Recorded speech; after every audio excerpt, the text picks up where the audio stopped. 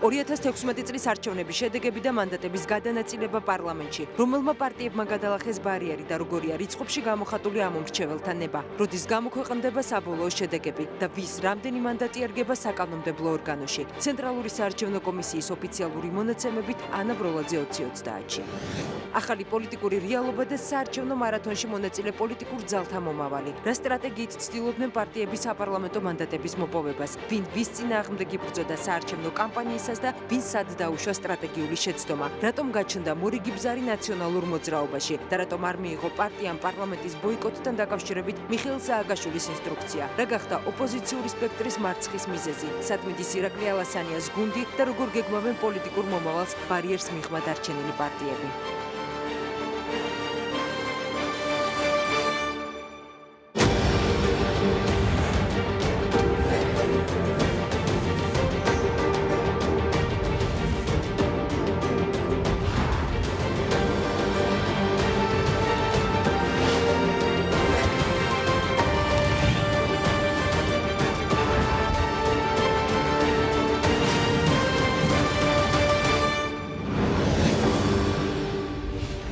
საღამომშვიდობისა ეს 20-30-ია გადაცემის ნახვა 20-30-ის Facebook გვერდზე შეგიძლიათ გადაცემის მოსმენა კი რადიო უცნობის საშუალებით FM 98-სა და 1-ზე. მე მაკაცინცაძე ვარ და 20-30-ის ჟურნალისტებთან ერთად დღის მთავარ თემებს წარმოგიდგენთ. როგორ აფასებენ არასამთავრობო ორგანიზაციები საპარლამენტო არჩევნებს შეძლო თუ არა ხელისუფლებამ დემოკრატიული არჩევნების ჩატარება და რა გარემოში მოუხდათ მოქალაქეებს არჩევანის გაკეთება? მიხეილ ბენიძე და ლელა ტალიური 20-30-ში. არჩევნების პირველივე ტურში გამარჯვებული მაჟორიტარების პოზიცია და შეფასებები სტრატეგიით შეძლო ქართულმა ოცნებამ მმართველობის 4 წლის თავზე ამორჩევლის ნდობის მოპოვება გია ვოლსკი, ნინო გოგუაძე და მამუკა მდინარეძე სტუმრად 20-30-ში. სად დაუშვეს შეცდომა ოპოზიციურმა პარტიებმა, როგორც შეიძლება შეფასდეს მოსახლეობის არჩევანი და რა ტენდენციებზე მიუთითებს ახალ პარლამენტში პოლიტიკურ ძალთა კონფიგურაცია?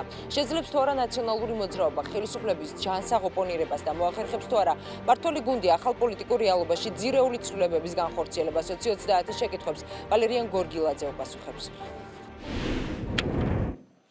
8 ოქტომბრის საპარლამენტო არჩევნების პირველადი წინასწარი შედეგების დათვლა როგორც პროპორციული ისე მაჟორიტარულ ნაწილში დასრულებული არსებული მონაცემებით მე-9 მოწვევის პარლამენტში ქართული ოცნება, ნაციონალური მოძრაობა და პატრიოტთა ალიანსი გაერთიანებული ოპოზიცია შედის. მთელი ქვეყნის მასშტაბით 73 მაჟორიტარული ოლქიდან განმეორებითი არჩევნები 50 ოლქში ჩატარდება. არჩევნების მეორე ტური არაუგვიანეს 2 ნოემბრისა უნდა დაინიშნოს. მეორე ტურის თარიღი კი საარჩევნო ადმინისტრაციაში შესული საჩივრების განხილვასა და ცენტრალური საარჩევნო კომისიის მიერ საბოლოო შემაჯამებელი ოქმის გამოქვეყნებაზეა დამოკიდებული.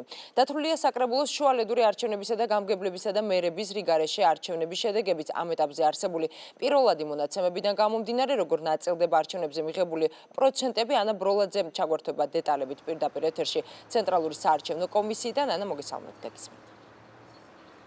მოგესალმებით. პირველ რიგში გეტყვით ცენტრალური საარჩევნო კომისიის მიერ გახმოვანებულ ბოლო ინფორმაციას, როგორც ცესკოს სპიკერმა რამდენიმე წუთის წინ ჟურნალისტებთან საუბრისას აღნიშნა, ამ დროის მონაცემებით საუბნო საარჩევნო კომისიების გადაწყვეტილებით მიღებულია ესეთი გადაწყვეტილება, რომ 5 უბნის შემაჯამებელი ოქმის შედეგები ბათილად არის ცნობილი, თუმცა ეს ცვლილება და ეს გადაწყვეტილება საბოლოო შედეგზე ძირეულ გავლენას ვერ მოახდენს. რაც შეეხება ამ დროის მიხედვით არსებულ მონაცემებს, საპარლამენტო არჩევნებთან დაკავშირებით პროპორციულ ნაწილში შედეგები ასე გამოიყურება. ქართულ ოცნებას ამ დროის მონაცემებით აქვს 48.75%, ნაციონალურ მოძრაობას 27.12%, ხოლო პატრიოტთა ალიანს გაერთიანებულ ოპოზიციას 5%. ეს მონაცემები კი საპარლამენტო მანდატებში ამგვარად ნაწილდება.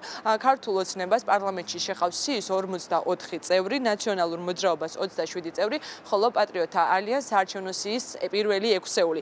რაც შეეხება ოცნების რაოდენობას, მათ მიერ მოპოვებულ 54 მანდატს დაემატება მთელი ქვეყნის მასშტაბით პირველი ტურით მიღებული 23 მაჟორიტარული მანდატი და პირველადი შედეგებით ცესკოს მიერ დათვლილი მონაცემების მიხედვით ამ ეტაპზე ქართულ ოცნებას ყავს 67 დეპუტატი საკანონმდებლო ორგანოში მომავალი მოწვევის რასაკვირველია. თუმცა ეს შედეგები შეიცვლება სავარაუდოდ მეორე ტურების შემდეგ მთელი ქვეყნის მასშტაბით, როგორც უკვე აღნიშნე, 73 მაჟორიტარული ოლქიდან ქართულმა ოცნებამ მოახერხა ამ მხოლოდ 23-ის მოგება და 50-ში განმეორებითი არჩევნები გახდება საჭირო. აქ აღსანიშნავია ერთი ფაქტი, რომ იმ შემთხვევაში პროპორციულ ნაწილთან დაკავშირებით თუ საბოლოო მონაცემების მიხედვით CESCO-ს ინფორმაციისგან გამომდინარე პატრიოტთა ალიანსს დააკლდება 5%-იან ბარიერს, ანუ დააკლდება მაჩვენებელი იმ 5%-ისა, რომელიც ახლა მას აქვს ამ ეტაპზე და ის ვერ მოახერხებს 5%-იანი ბარიერის გადალახვას, მისი 6 მანდატი აუცილებლად გადაუნაწილდება თანაბრად ქართულ ოცნებასა და ნაციონალურ მოძრაობას და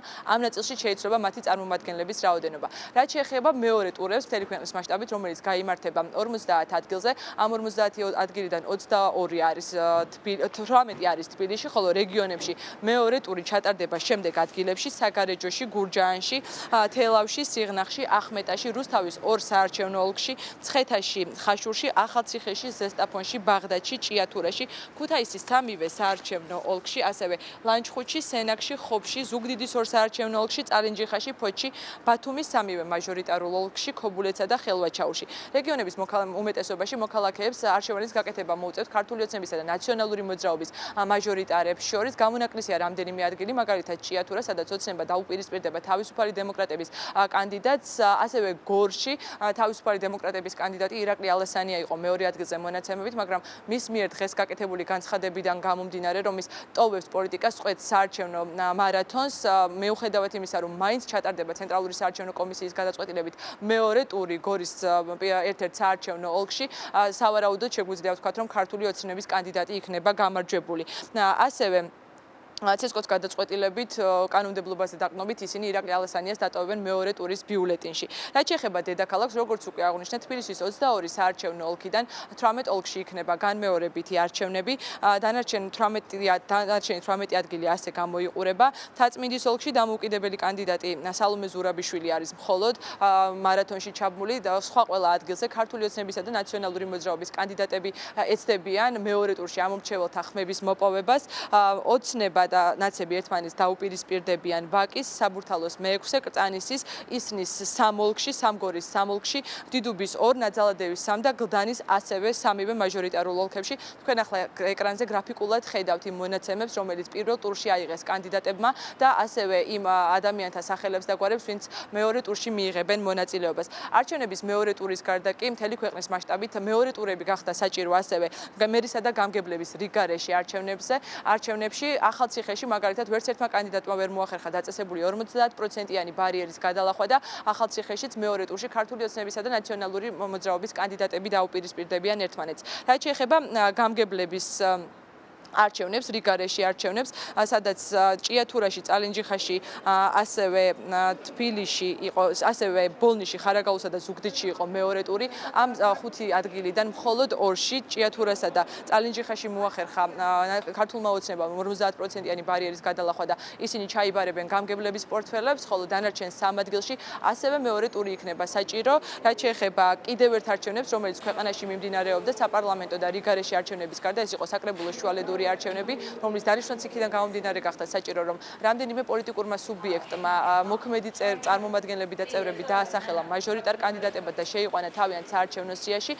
თბილისის საკრებულოს ქართული ოცნების 3 წევრი შეავსებს, რომლებმაც მოიგეს ამ არჩევნებზე შესაბამისი ოლქები, რაც შეეხება უკვე მეორე ტურების ვადებს, ეს უნდა დაინიშნოს არაუგვიანეს 2 ნოემბრისა და საბოლოო გადაწყვეტილებაზე, რომელსაც CESCO მიიღებს, ეს საბოლოო გადაწყვეტილება დამოკიდებულია იმაზე, როგორ წარიმართება დაკავშირებული პროცესი უშუალოდ სარჩელების განხილვასთან, რომელიც განიხილება როგორც თავად ცენტრალურ საარჩევნო კომისიაში, არ არის გამორიცხული, რომ სასამართლოშიც გაგრძელდეს ამ სარჩელებზე მსჯელობა. მადლობ, პირდაპირ ეთერში ანა ბროლაძე საუბრობდა. რა გადაწყვეტილებას მიიღებს ნაციონალური მოძრაობა, გააგრძელებს ოპოზიციური პარტიის როლში პარლამენტში მოღვაწეობას, თუ არ სიტყვის მანდატებზე მეორე დღეა გადაწყვეტილება არ მიუღიათ. მისი მიზეზი დამარცხდა ნაციონალური მოძრაობა, არჩევნებში პირველი განცხადებები სოციალურ ქსელში გაკეთდა შოთა უტიაშვილი. ნაციონალური მოძრაობის არჩევნებში დამარცხებას მიხეილ სააკაშვილს უკავშირებს, რასაც სოციალურ ქსელშივე მისი მისამართით ბრალდებები მოჰყვა. დღეს ერთმანეთის მიყოლებით ნაციონალური მოძრაობის ლიდერები Facebook-ში პოსტებს აქვეყნებდნენ, მათი ნაწილი პარლამენტში შესვლის მომხრია, ნაწილი კი წინააღმდეგი. სწორედ ამ საკითხთან დაკავშირებით ოდნავ მოგვიანებით ლიკა ალილიშვილი საუბრებს. პირდაპირ ეთერში მანამდე კი დღეს კიდევ ერთი თემა, რამდენი პარტია შედის საქართველოს მეცხრე მოწვევის პარლამენტში, შეკითხვა არჩევნებიდან 2 დღის გასვლის შემდეგაც კვლავ აქტუალურია. ცენტრალური საარჩევნო კომისიის საიტზე საქართველოს პატრიოტთა ალიანსის ხმათა რაოდენობა დღის განმავლობაში რამდენჯერმე შეიცვალა, თუმცა დღის ბოლოს კვლავ არ არის დაზუსტებული გადალახა თუ არა პატრიოტთა ალიანსმა 5%-იანი ბარიერი. გენო სიყმაშვილი საუბრებს პირდაპირ ეთერში. გენო, მოგესალმები და გისმენთ. საქართველოს ცენტრალური საარჩევნო კომისიის ოფიციალურ საიტზე გამოქვეყნებული მონაცემების მიხედვით დათვლილია ხმების 99.95%, საიდანაც ირკვევა, რომ პატრიოტთა ალიანსმა სულ 88,109 ხმა აიღო. სულ ცოტა ხნის წინ ჰქონდა CSKO-ს ბრიფინგი, სადაც განმარტა, რომ ხმების საერთო რაოდენობიდან გამომდინარე ეს 5%-ია. ამასთან პატრიოტთა ალიანსის ხმების რაოდენობა CSKO-ს საიტზე დღის განმავლობაში მუდმივად იცვლებოდა. დღის პირველ ნახევარში 88,132 იყო, დღის მეორე ნახევარში 88,177-მდეც კი ავიდა. თუმცა დღის ბოლოს 177-დან 109-ზე ჩამოვიდა. ამასთან დაკავშირებით ცენტრალური საარჩევნო კომისიის პრესპიკერი განმარტავს, რომ ეს მაჩვენებლები შესწორების ოქმების გაანალიზების შედეგად იცვლება, რომლის გათვალისწინებითაც შესაძლებელია ხმები გაბათილდეს კიდეც. საარჩევნო უბანს აქვს თავისი შესწორების ოქმებიც, ხომ? პირველ ეტაპზე იტვირთება შემაჯამებელი ოქმები საუბნო საარჩევნო კომისიიდან და მას მოყვება ასევე შესწორების ოქმები თავისი ახსნა განმარტებით და იტვირთება ის შესწორების ოქმში არსებული მონაცემებიც. სწორედ ამიტომ მიმდინარეობს და ამიტომაც იცვლება მონაცემები, რომ მონაცემები მოწმდება და იქ სადაც არის ასევე შესწორების ოქმი, რომელსაც აქვს ისეთივე სამართლებრივი იურიდიული ძალა, როგორიც გააჩნია თითოეული საარჩევნო უბნის შემაჯამებელი ოქმის ძირითად ნაწილს, ეს მონაცემები არის შესული. როგორც გვახსოვს, ირმა ინაშვილი საკუთარ პარტიას 30%-იან წარმატებას უწინასწარმეტყველებდა, შეიძლება ითქვას, რომ 30%-ზე მეტსაც და ასეთი შედეგის ვერ მიღების შემთხვევაში ფართო მასშტაბიანი აქციების დაწყებას აანონსებდა. ის აცხადებდა, რომ აქციებს პატრიოტთა ალიანსი 8 ოქტომბრის საღამოს 8 საათიდანაც დაიწყებდა, თუმცა რამდენადაც ვიცით, არ დაუწყია მას და არ დაუწყია აქციები მეტიც 2 დღის განმავლობაში პატრიოტთა ალიანსში. არ გაკეთებულა ამასთან დაკავშირებით არანაირი განცხადება. ჩვენ ვცდილობდით ამ 2 დღის განმავლობაში დავკავშირებოდით პატრიოტთა ალიანსს და მათი გეგმების შესახებ შევეტყოთ, თუმცა ისინი ჟურნალისტებთან საუბარში აცხადებდნენ, რომ შიდა პარტიული მოლაპარაკებები მიმდინარეობს მათ სამომავლო გეგმებთან დაკავშირებით, თუ რას გადაწყვეტენ, როგორ მოიქცევიან, თუმცა ცოტა ხნის წინ დღის ბოლოს მაინც გაკეთდა პარტიაში საარჩევნო შტაბის ხელმძღვანელმა გოჩა თევდორაძემ გააკეთა განცხადება, რომელმაც განაცხადა, რომ 5%-იანი ბარიერი მათ გადალახული აქვთ და ეს CSKO-ს საიტიდანაც ჩანს და მათ მიერ საუბნო ოქმების დათვლის შედეგადაც ასევე მიიღეს მათ 5%-ზე ბევრად მეტიც კი და ამასთან ირმა ინაშვილმაც გააკეთა ცოტა ხნის წინ კომენტარი ჩვენთან, სადაც განაცხადა, რომ პატრიოტთა ალიანსი შევა პარლამენტში და ბოიკოტს არ გეგმავენ. ჩვენ 2 დღის მანძილზე არ გაგვიკეთებია კომენტარი და არც ახლა არ მინდა იმაზე დეტალურად საუბარი, რაზეც ვილაპარაკებთ შედეგების გამოცხადების შემდეგ. ჩვენ ძალიან ბევრი ხმა ავიღეთ და რეალურად გადავაჭარბეთ რამდენჯერმე 5%-ს და ამაზეც ვილაპარაკებთ ჩვენ ბრიფინგზე, ხვალანზე, როცა ჩამოყალიბდება პარტია, როცა გადავლახავთ ბარიერს, ცხადია შევალთ პარლამენტში. სამომავლო გეგმები? გეგმებზე მერე ვილაპარაკოთ ნაადრევია. მინდა მოუწოდო ყველა არასამთავრობო ორგანიზაციას მედია საშუალებებს, რომლებიც განშით არიან ამ საკითხის დაკავებული და უთხრა, რომ საიტზეც არის გამოქვეყნებული და ოფიციალური მონაცემით 5%-ზე ბევრად მეტია საქართველოს პატრიოტთა ალიანსის ხმები. ჩვენ ამ ხმების დაცვას შევძლებთ. აქედან შეიძლება ერთადერთი დასკვნის გაკეთება საქართველოს პატრიოტთა ალიანსმა გადალახა 5% და მოხვდა საქართველოს პარლამენტში. პატრიოტთა ალიანსის ლიდერები პარტიის სამომავლო გეგმებსა და სხვა გადაწყვეტილებებზე ამ დრომდე იკავებენ თავს მათ შესახებ გახმაურებაზე პარტიაში CSKO-s მხრიდან დაზუსტებული პროცენტების გამოცხადებას ელოდებიან. ძალიან დიდი მადლობა პირდაპირ ეთერში გენო სიყმაშვილი გვერდთვებოდა დეტალებით და ვუბრუნდებით ნაციონალურ მოძრაობას და მის ლიდერებს თუ რას და ვის უკავშირებენ იმ შედეგს, რომელიც ნაციონალურმა მოძრაობამ 2016 წლის საპარლამენტო არჩევნებზე დადო. იტყვიან თუ არა ისინი მანდატებზე უარს ამ ეტაპზე უცნობია, გადაწყვეტილება მათ ამ თემასთან დაკავშირებით ჯერჯერობით არ მიუღიათ.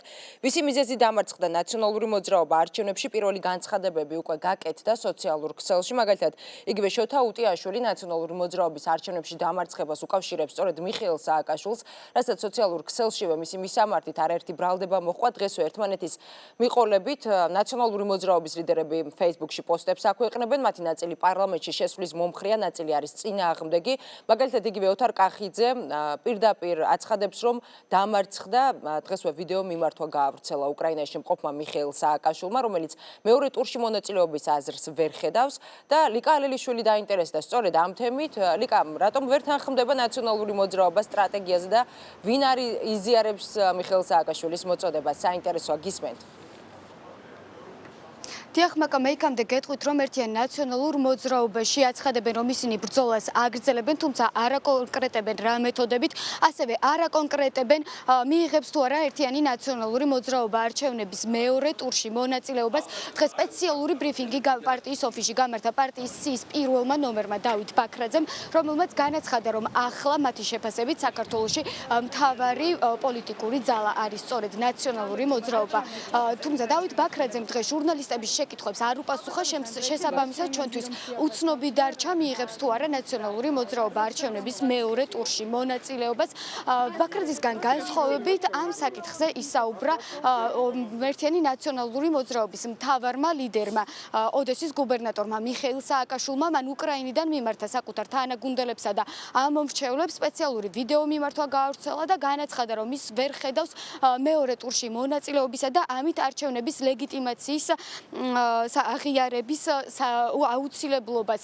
მიხეილ სააკაშვილისგან განსხვავებული პოზიციები აქვთ ნაწილს ლიდერებისა ნაციონალური მოძრაობიდან. მაგალითად, დავით არჩეშვილი ამბობს, რომ ნაციონალურმა მოძრაობამ უნდა მიიღოს მონაწილეობა არჩევნების მეორე ტურში. დარჩეშვილს ეთანხმება ნაციონალური მოძრაობის კიდევ ერთი კანდიდატი ტარიელ ლონდარიძეც, რომელიც პარტიის ერთ-ერთი მაჟორიტარი კანდიდატია. ლონდარიძე ჟურნალისტებთან საუბრისას ამბობს, რომ ის არჩევნების მეორე ტურში მონაწილეობას აუცილებლად მიიღებს. რაც შეეხება საერთო სამოქმედო გეგმას ნაციონალური მოძრაობისა, ლიდერები ამ საკითხთან დაკავშირებით განცხადებებს არ აკეთებენ, რადგან მათ სხვადასხვა პოზიციები აქვთ და ისინი საერთო ერთობლივ გადაწყვეტილებაზე და შეთანხმებაზე ჯერჯერობით ვერ შეჯერდნენ. დღეს მინდა ძალსახად განვაცხადო, ჩვენ ვაგრძელებთ ბრძოლას, ჩვენ ამ ბრძოლაში გამოვიყენებთ ყველა კანონიერ პოლიტიკურ მეთოდს და ჩვენი შეფასებით კანონიერი პოლიტიკური მეთოდები მოიცავს როგორც საპროტესტო აქციებს, ასევე პოლიტიკურ ინსტიტუტებში ბრძოლას და უცხოეთში ჩვენი პარტნიორებთან მუშაობას. მე ვერ ხედავ ას. რა თქმა უნდა, ეს ყველა კანდიდატის ინდივიდუალური გადასაწყვეტია მეორე ტურში მონაწილეობის და ამითი პრაქტიკულად ლეგიტიმაციის ძალიან უხეში დარღვევებით ჩატარებული არჩევნების, რაც შეეხება შემდგომ მოქმედებებს. ახლა არ არის ხელების ჩამოშვების დრო, ფრუსტრაციის. ჩვენ ყველას კარგად გვესმის, რომ შემდგომი პერიოდი იქნება ძალიან რთული. მე ვხედავ აზრს, მაინც არა იმიტომ, რომ გამარჯვების იმედი მაქვს ამ პირობებში, როგორც მოქმედებს კრიმინალური საზოგადოების გამოყენების მეთოდიკა, სუსის, გამგებლები, ფქვილის დარიგება, ფულის დარიგება, ეს ყველაფერი ხდება, კიდევ მოხდება და ამ პირობებში გამარჯვება არის ძალიან ძნელი, მაგრამ ჩვენ უნდა ყველა ნიშა შევავსოთ, ყველა ასე ვთქვათ, ადგილი გარემოება გამოვიყენოთ ჩვენი სიმართლის მიტანისათვის საზოგადოებამ. ჩვენს წარმომადგენლებს შეაქვს უკვე საარჩევნო ოლქში საჩივარი 8 უბნის გაუქმებასთან დაკავშირებით, იქნება დანიშნული მეორე ტურის არჩევნები და მე ვაპირებ პირადად, როგორც მაჟორიტარი გავაგრძელებ ბრძოლა გამარჯვებისთვის. ეს არის ორი დღე, რომელიც უნდა საოლქო კომისიებმა და უსკომ უნდა მიიღოს გადაწყვეტილება. ამის შემდეგ იწყება უკვე სამართლებრივი გზები და ამ პერიოდში მე გვპირდებით და ჩვენ სამომრჩეველოს ვპირდები, რა თქმა უნდა, ჩვენ გუნდთან ერთად ჩვენ შევიკრიბებთ.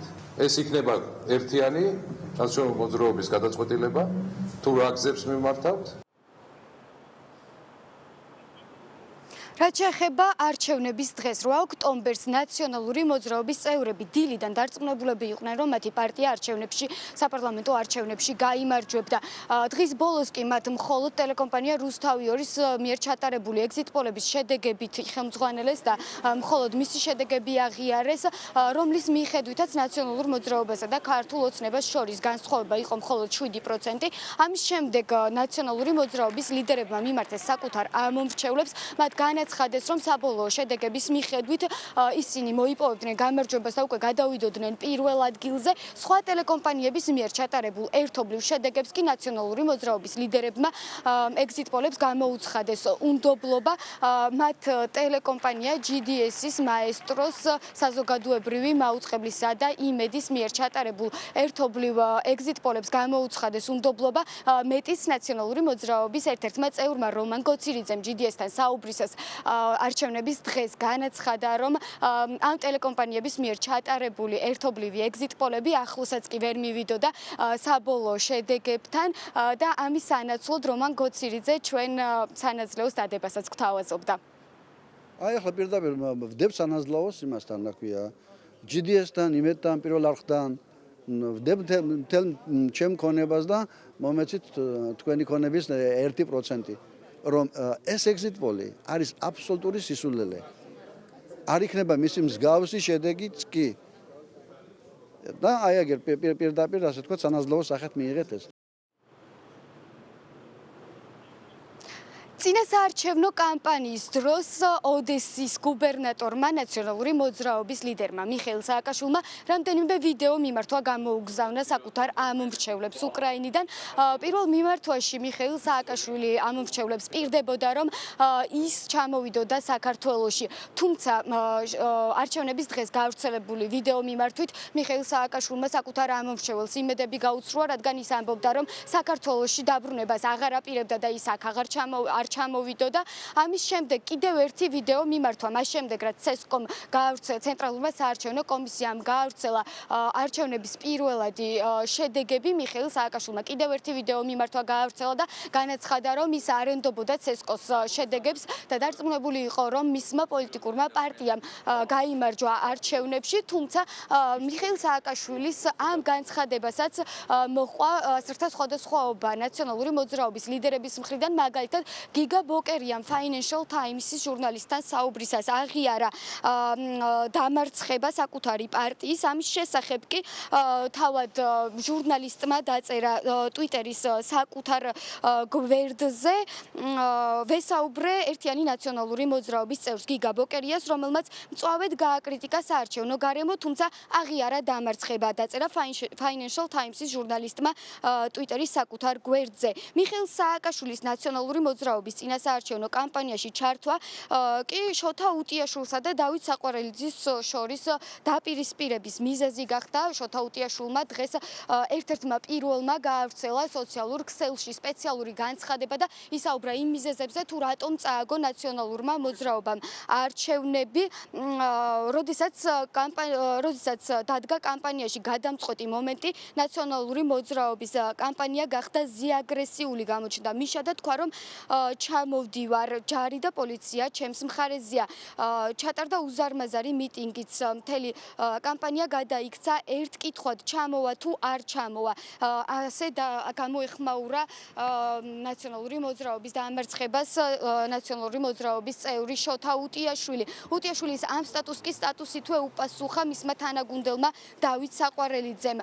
მან გააკრიტიკა შოთა უტიაშვილი, რა თქმა უნდა, ყველაფერში დამნაშავე ახლა მიშაა და მისი და რომ არა მისი ხელშეშლა დანარჩენი ლიდერები დაფრითავდნენ ბიზნეს მოულოდნელად. სად არის ლოგიკა წერს ამას უკვე წერს დავით საყვარელიძე შოთა უტიაშვილის საპასუხოდ. ჟურნალისტებთან არა, თუმცა სოციალურ ქსელში დღესვე გამოჩნდა ნაციონალური მოძრაობის კიდევ ერთი წევრი ელენე ხოშტარია, რომელიც ნაციონალური მოძრაობის მაჟორიტარი კანდიდატი იყო. მან Facebook-ის საკუთარ გვერდზე დაწერა, რომ მისი პრინციპული პოზიცია იყო, რომ ნაციონალური მოძრაობა პარლამენტში უნდა შევიდეს. ბოიკოტი არის დღეს მთავარი პროგრესული პარტიის სუიციდი. ეს არის ელენე ხოშტარიას პოზიცია. ნაციონალური მოძრაობის კიდევ ერთმა მაჟორიტარმა კანდიდატმა ოთარ კახიძემ კი არჩევნებში დამარცხება აღიარა მეტის მან ქართული ოცნების მაჟორიტარს მიულოცა გამარჯვება და წარმატებები უსურვა.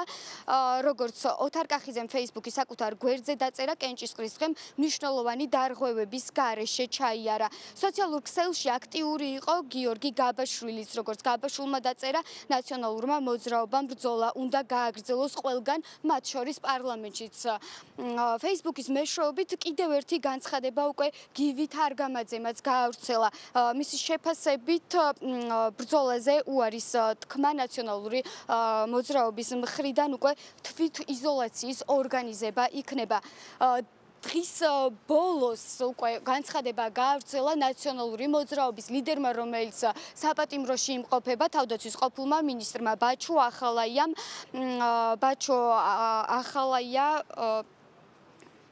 როგორც ბაჩო ახალაია წერს, მას აქვს ერთი მთავარი შეკითხვა ნაციონალურ მოძრაობასთან. რა არის ამომრჩევლის ნება, შევიდეს პარლამენტში თუ შეასრულოს საკუთარი ამომრჩევლის ნება. რაც შეეხება დღეს მიმდინარე მოვლენებს, პარტიაში ამ დრომდე იმყოფებიან ლიდერების ნაწილი, ისინი ამ დრომდე მსჯელობენ საკუთარ სამომავლო გეგმებზე, თუმცა შეთანხმება მიღწეული არ არის. მადლობა. პირდაპირ ეთერში ლიკა ალელიშვილი გვერდებოდა.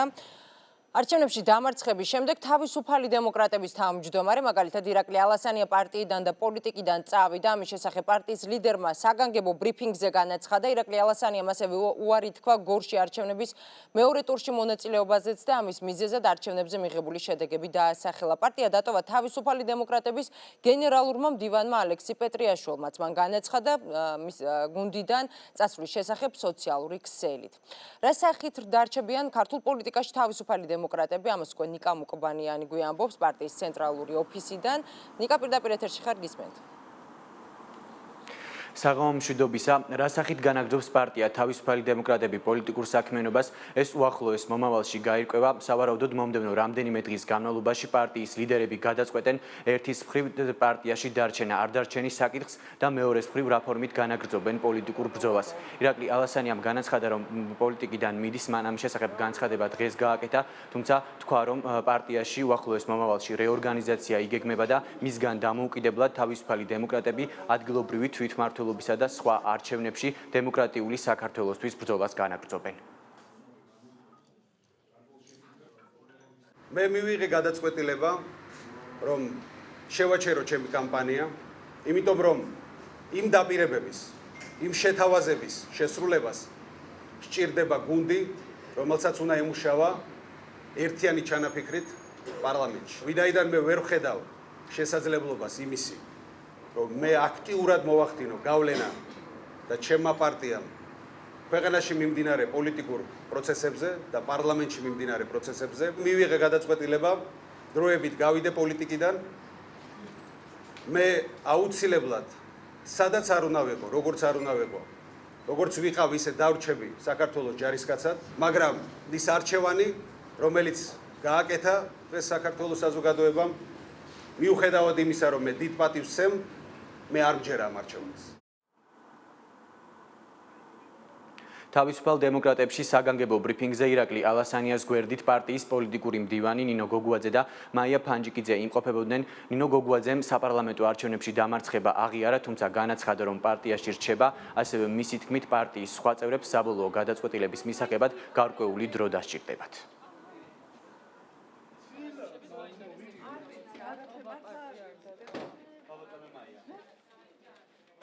ჩვენ ვაგრძელებთ პარტიულ საქმიანობას, აუცილებლად გადავხარისდებით, გავაანალიზებთ ყველა შეცდომას, რაც დავუშვით და აუცილებლად ვიბრძოლებთ ევროპული დემოკრატიული სახელმწიფოსთვის. მე ვრჩები, აღმასრულებელი მდივანი რჩება, გამგეობის წევრები ჯერჯერობით რჩებიან, ყველა ინდივიდუალურად გამგეობის წევრები არიან ლიდერები, ყველა ინდივიდუალურად მიიღებს გადაწყვეტილებას.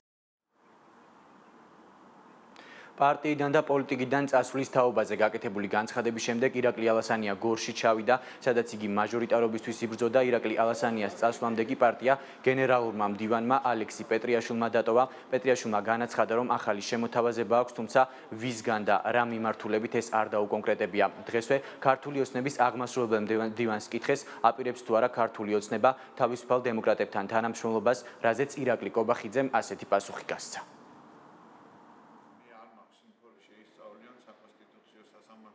არიან ადამიანები ამ პარტიაში, რომლებიც იმსახურებენ სიმპათიებს და თანამშრომლობას შესაბამისად არ გამოირიცხავთ, თუმცა ვისთან როგორ და ამ შემდეგ ეს ყველაფერი არის შემდგომი დაზუსტების საგანი.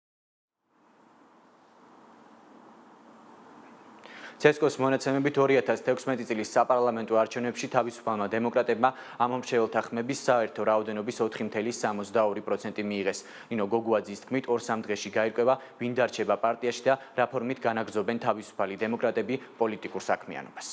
მადლობა, პირდაპირ ეთერში ნიკა მუგბანიანი გვერდთვებოდა, ახლა რეკლამის შემდეგ თქვენ ნახავთ. რა კონტურები იკვეთება ქართულ პოლიტიკურ რუკაზე, როგორი ახალი პოლიტიკური რეალობა და რა ტენდენციები იკვეთება ქართულ პოლიტიკაში, რატომ არ იქნა მხარდაჭერილი მრავალპარტიული პარლამენტის იდეა და რაზე მიანიშნებს ამ მომრჩევლის მიერ გამოხატული ნება, საჭიროებს თუ არა ქვეყნის კონსტიტუცია ცვლილებებს და რა პლუს-მინუსები აქვს მმართველი გუნდის მიერ საკონსტიტუციო უმრავლესობის მოპოვებას. ექსპერტთა შეფასებებით თამარ ციკლაური. 20-30 პირდაპირ ეთერში ბრუნდება მომავალ პოლიტიკურ გეგმებზე არ უსაუბრიათ რესპუბლიკურ პარტიაში ერთადერთი ვინც მედიასთან განცხადება გააკეთა ეს პარლამენტის თავმჯდომარე იყო. დავით უსუფაშვილი ამბობს რომ პოლიტიკური პროცესი გრძელდება და პარტია ჩვეულ რეჟიმში განაგრძობს მუშაობას. მიშა ფეიქრიშვილი არკვევდა რესპუბლიკელების პოლიტიკურ მომავალს. მიშა მოგესალმები და გისმენთ. დიახ, რესპუბლიკური პარტიის საარჩევნო ანგარიშზეა 1.5% და არც ერთი მაჟორიტარი დეპუტატი. როგორც ჩანს, რესპუბლიკური პარტიის ლიდერები მომავალი რამდენიმე დღის განმავლობაში ერთგვარ პოლიტიკურ პაუზას აიღებენ იმისთვის, რომ გაანალიზონ დაშვებული შეცდომები, მიღებული შედეგი და რაც თავარია დასახონ უკვე სამომავლო გეგმა. საარჩევნების შემდეგ პარტიის ლიდერები აკეთებენ განცხადებას, რომ არჩევნებმა ჩაიარა მშვიდ და თავისუფალი არჩევანის პირობებში, თუმცა არჩევნებამდე საზოგადოებას ახსოვს მათი საკმაოდ ხმაურიანი განცხადებები, მათ შორის ერთ-ერთი ლევან ბერძენიშვილის მიერ დაანონსებული მტკვარში გადახტომის საკითხიც. ეს ხუმრობით, თუმცა როგორც დღეს პარლამენტის თავმჯდომარე აკეთებდა განცხადებას, რომელიც როგორც აღინიშნა ერთადერთი იყო პარტიიდან, რომელიც ჟურნალისტებს დაელაპარაკა, არ გამოირიცხება, რომ უახლოეს მომავალში ერთი პლატფორმის მქონე პოლიტიკურმა პარტიებმა შექმნან ერთგვარი პოლიტიკური ერთობა, ყოველ შემთხვევაში ამის აუცილებლობას და საჭიროებას დღეს დავით უსუფაშვილი მიღებული შედეგების შემდეგ ხედავს. პარლამენტის თავმჯდომარე ასევე აცხადებს, რომ არჩევნების შემდეგ ის როგორც ჩანს დაისვენებს და ამის ასე ვთქვათ ასასახად თუ როგორ აპირებს ის დასვენება საკმაოდ ლირიული ახსნა აქვს. მე რა თქმა უნდა მექნება გეგმებიც და მექნება ესე იგი შემართებას და მექნება იმის სურვილიც რომ ყველამ ერთად გავაგრძელოთ ჩვენი ქვეყნის აღშენებლობა, გავაგრძელოთ იმ ფრონტზე, რა ფრონტზეც მუშაობის საშუალება გვაქვს, ეს ხან პარლამენტია, ხან პარლამენტს გარეთ არის, ხან არ ვიცი პოლიტიკური პარტიებია, ხან სხვადასხვა სექტორებია, აღარ დარჩა თანამდებობა სახელმწიფოში, რომლის თაობაზეც ესე იგი არ არის საუბრები, რომ აი მე ალბათ იქ წავალ მე ისე. ეს ნიშნავს ალბათ იმას, რომ არ ვიცი შესაძლოა ბევრი რამ შემიძლია, აქაც, იქაც, სხვაგანაც. მე მახსოვს, როდესაც ირაკლი ღარიბაშვილი გადადგა 2 წლის წინ და იყო საუბრები, ეხლა რას გააკეთებს ირაკლი და ასე შემდეგ, მე მაშინ საჯაროდ მას ურჩიე, რომ ახლა მოდი საახალწლოს უფრას მივჯექი, სადაც ბოლომდე ჩარგე თავის აცივში და აი მე იფიქრე მომავალზე თქო. ახლა ჩემ თავსაც დაახლოებით ამას ვუსურვებ. მე ვნახოთ. როგორც აღნიშნეთ, დღეს რესპუბლიკური პარტიის წარმომადგენლები არ საუბრობდნენ იმის შესახებ, თუ როგორია მათი სამომავლო სამოქმედო გეგმა. პარლამენტის თავმჯდომარემ აღნიშნა, რომ ისინი გააგრძელებენ მუშაობას ოპოზიციის პოზიციაზე, ასე ვთქვათ, და ისინი იქნებიან ერთგვარად შეიძლება ითქვას ქუჩის ოპოზიცია და ამაში ისინი პრობლემას ვერ ხედავენ. არ არის გამორიცხული, რომ უახლოეს მომავალში საზოგადოებისთვის ცნობილი გახდეს თავად რესპუბლიკური პარტიის მხრიდან გარკვეული კონსულტაციების შესახებაც სხვადასხვა პოლიტიკურ პარტიებთან უკვე სამომავლოდ იმისთვის რომ მოხდეს ერთი პლატფორმის და ერთი პოლიტიკური პროგრამის მქონე პოლიტიკური პარტიების გაერთიანება უკვე შემდგომი არჩევნებისთვის. ასევე არ არის გამორიცხული რომ რესპუბლიკური პარტიის წევრებმა გააკეთონ განაცხადი მომავალ თვითმმართველობის არჩევნებზე მონაწილეობის შესახებაც. მადლობა მიშა ფიქრიშვილი გვერდებოდა პირდაპირ ეთერში არჩევნებში დამარცხების შემდეგ დაიშლება თუ არა ბლოკი სახელმწიფო ხალხისთვის შერჯერობით უცნობია და გაერთიანების წევრები პაატა ბურჭულაძესთან კონსულტაციას ელოდებიან. ამ დრომდე უცნობია თავად პაატა ბურჭულაძის საბოლოო გადაწყვეტილებაც პარტიიდან წასვლას არ გამორიცხავენ მისი წევრებიც. ნინუცა კახნიაური ესაუბრა ბლოკში შემავალ პარტიათა ლიდერებს და დეტალებს უკვე პირდაპირ ეთერში გაგვაცნობს. ნინუცა, მოგესალმები და გისმენთ. ირაკლი ალასანიას შემდეგ პაატა ბურჭულაძე. თავისუფალი დემოკრატების ლიდერის მსგავსად დღის ერთ-ერთ მთავარ შეკითხვაზე მიდის თუ არა პოლიტიკიდან პაატა ბურჭულაძეც მსოფლიობანს პასუხისგაცემა გაუჭირდა.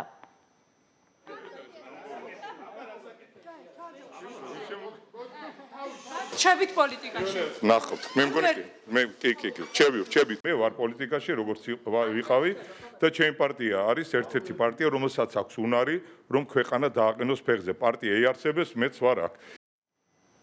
დარჩებიან თუ არა და რა გადაწყვეტილებას მიიღებენ ბლოკში შემავალი სხვა პოლიტიკური ძალები. გიორგი ვაშაძის ახალი საქართველო და ახალი მემარჯვენეები ბურჭულაძესთან კონსულტაციის შემდეგ გახდება ცნობილი.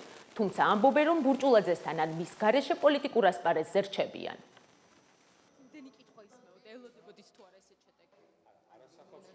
დღევანდელი დღე ჩვენ ავიღეთ იმისთვის, რომ შიგნით ჩვენს პარტიებში გვექნებოდა კონსულტაცია.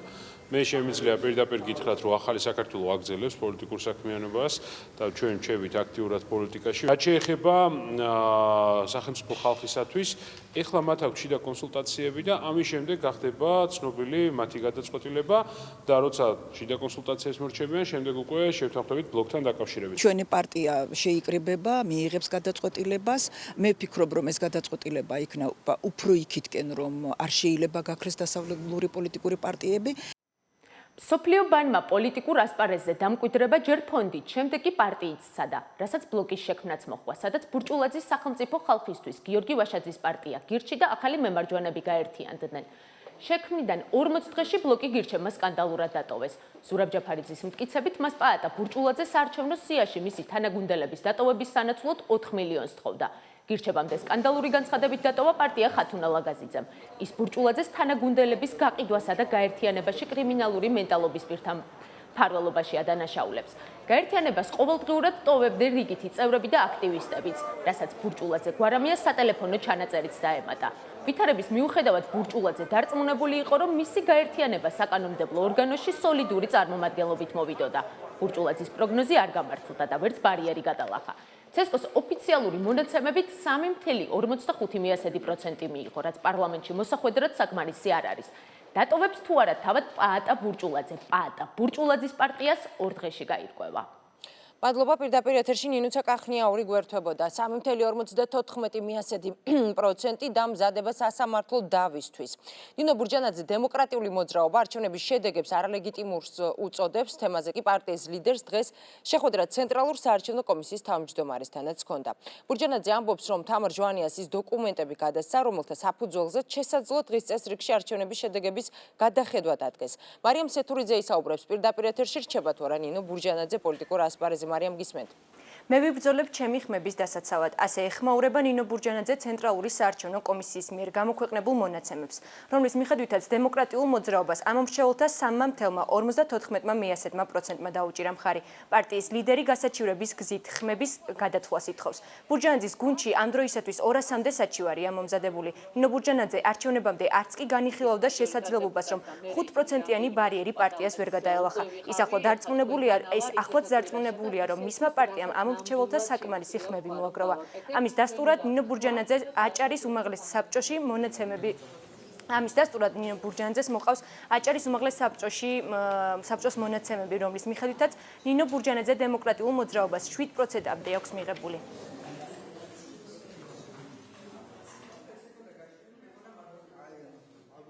აჭარის 7% აჩვენებს იმას, რომ მანიპულირებულ გარჩევნებშიც კი აჭარაში ჩვენ მივიღეთ 7% და საქართველოს დანარჩენ ნაწილშიც ეს შეიძლება მინიმუმ იყოს 6.5-6%, მაგრამ არავითარ შემთხვევაში 3.5. დაახლოებით 55,000 ბიულეტენი, რაც ვნახეთ უკვე ეს არის ბათილი ბიულეტენებით. ბათილი ბიულეტენების აბსოლუტური უმრავლესობა საპრეზიდენტო არჩევნებზე იყო ნინო ბურჯანაძის ბიულეტენი, რომელიც აიღეს უბრალოდ და ბათილებში გადადეს. მე ზუსტად ვიცი ის, რომ ჩვენი ბიულეტენების და ხმების ნაწილი დაემატა ნაციონალურ მოძრაობას, დიდი ნაწილი და ნაწილი გადაინაწილა ქართულმა ოცნებამ. ჩვენ საოლქოებშიც გავაფორმეთ შესაბამისი საჩივრები და ეხლა მივმართავთ, რა თქმა უნდა, სასამართლოსაც და ველოდებით, რომ თანხმობა გადათვლის პროცესზე იქნება. ერთი წლის განმავლობაში ნამდვილად არ შეიძლებოდა, რომ ჩვენი რეიტინგი ასე დაბლა დაცემულიყო. ქონდა ჩვენ რეიტინგები 18, 17, 12% ქონდა. ესე ჩვენთვის დაბალი პროცენტები იყო. ბურჯანაძეს მიაჩნია, რომ სხვა არც ერთ პარტიას არ ქონდა ისეთი გამოკვეთილი პრინციპები და იდეა, როგორც დემოკრატიულ მოძრაობას. ამის მაგალითად უბლოკო სტატუსი მოყავს. არჩევნების შედეგების მიუხედავად, ნინო ბურჯანაძე პოლიტიკიდან წასვლას არაპირებს და როგორც თავად ამბობს, პარტიის იდეებისათვის ბრძოლას გააგრძელებს. მადლობა. პირდაპირ ეთერში მარიამ სეთურიძე საუბრობდა. როგორია ახალი პოლიტიკური რეალობა და რა ტენდენცია იკვეთება ქართულ პოლიტიკაში, რატომ არ იქნა მხარდაჭერილი მრავალპარტიული პარლამენტის იდეა და რაზე მიანიშნებს ამ მომრჩევლის მიერ გამოხატული ნება.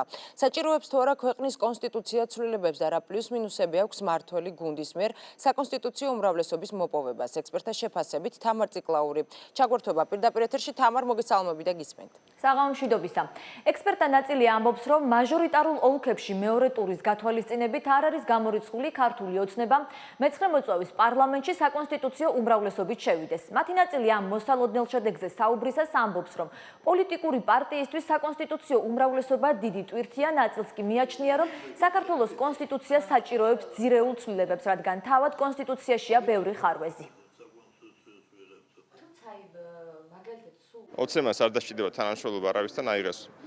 ალბათ დიდ უმრავლესობას რაც შეეხება საკონსტიტუციოს დაჭირდება სულ რამდენიმე შემთხვევაში საკონსტიტუციო პირველი რომ პარლამენტი დააბრუნოს თბილისში ეს იქნება სააკაშვილზე გამარჯვება მეორე გააუქმო საპრეზიდენტო არჩევნები ეს იქნება მარგველაშვილზე გამარჯვება ესე ვთქვათ და მესამე ამას ველოდები უფრო მომდევნო არჩევნებისთვის რომ ჩაწეროს კონსტიტუციაში რომ ქალის და კაცის ერთობა არის მხოლოდ და მხოლოდ ქორწინება ეს უფრო წინა საარჩევნო დასჭირდება სხვა შემთხვევაში არც პატრიოტ ალიანსი არ დაჭირდება ოცნებას და მით უმეტეს ნაციონალური მოძრაობა, ასე რომ თანამშრომლობის რაღაცა მოთხოვნას მაგით მათი მხრიდან ვერ ხედავ. არ არის კარგი, როცა ერთი ძალა იგდებს აბსოლუტურ ძალაუფლებას. ეს არ არის კარგი თეორიულად ჩვენ ვიცით და პრაქტიკულადაც. საჭიროა ამ კონსტიტუციის შეცვლა. ანუ ეს სააკაშვილის დატოვებული დაუმუშავებელი კონსტიტუცია. მარტო ამ პუნქტს თუ გაასწორებენ დაუშვათ პრეზიდენტი აირჩია პარლამენტმა, ეს საკმარისი არ არის, უამრავი ხარვეზია კონსტიტუციას და სასურველია რომ დაიწყო კონსტიტუციაზე მუშაობა. თბილისში გადმოტანა მაგალითად რატო გახდა პრობლემა? იმიტომ რომ კონსტიტუცია უნდა დარჩეს ისე როგორც იყო ითხოვენ ნაციონალები, ხო? ისინი მარტო პოლიტიკური საკუთარი პარტიული ინტერესიდან გამოდიან. და ამდენად ამ პარტიული ინტერესების გარეშე კონსტიტუციის აგება ესთვის მე მგონი ჯობია რომ საკონსტიტუციო უმრავლესობა იყოს ერთი პარტიის ხელში. რომ ერთი პარტიისა, რომელსაც ჯერ თავი არ გამოვლენია იმით, რომ ის კანონებს იყენებს პარტიული ინტერესებისთვის. ჯერჯერობით გაურკვეველია ნაციონალური მოძრაობის გეგმები საპარლამენტო საქმიანობასთან დაკავშირებით, თუმცა ექსპერტები ამბობენ, რომ თუკი პარტია პარლამენტში შესვლაზე უარს იტყვის, ეს ხელს არ შეუშლის საპარლამენტო საქმიანობას, მაგრამ ხელი შემშლელი იქნება თავად ამ პარტიისთვის.